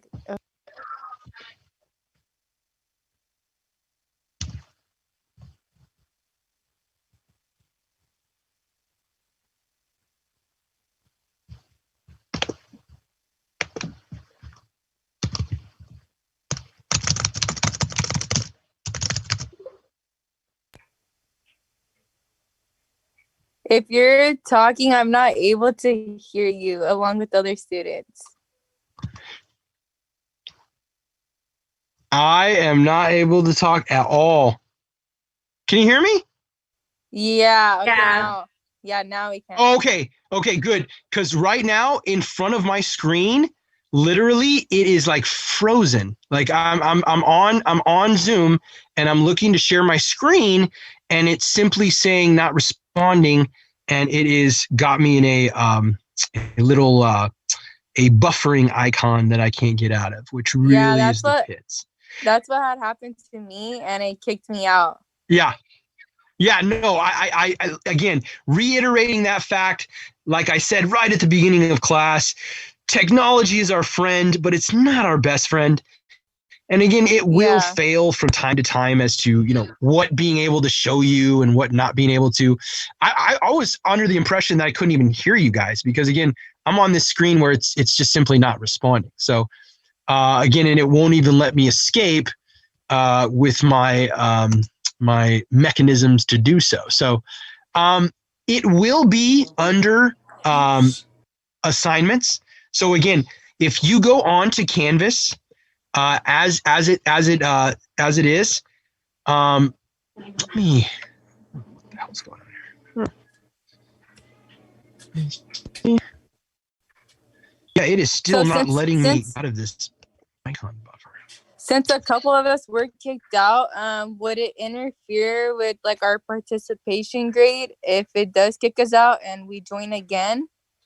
Or how would that work? No, not at all. Not at all. So like if you get kicked out, it happens to everyone. I mean, shit, I'm getting kicked out right now. Like it feels like, cause it's just not responding.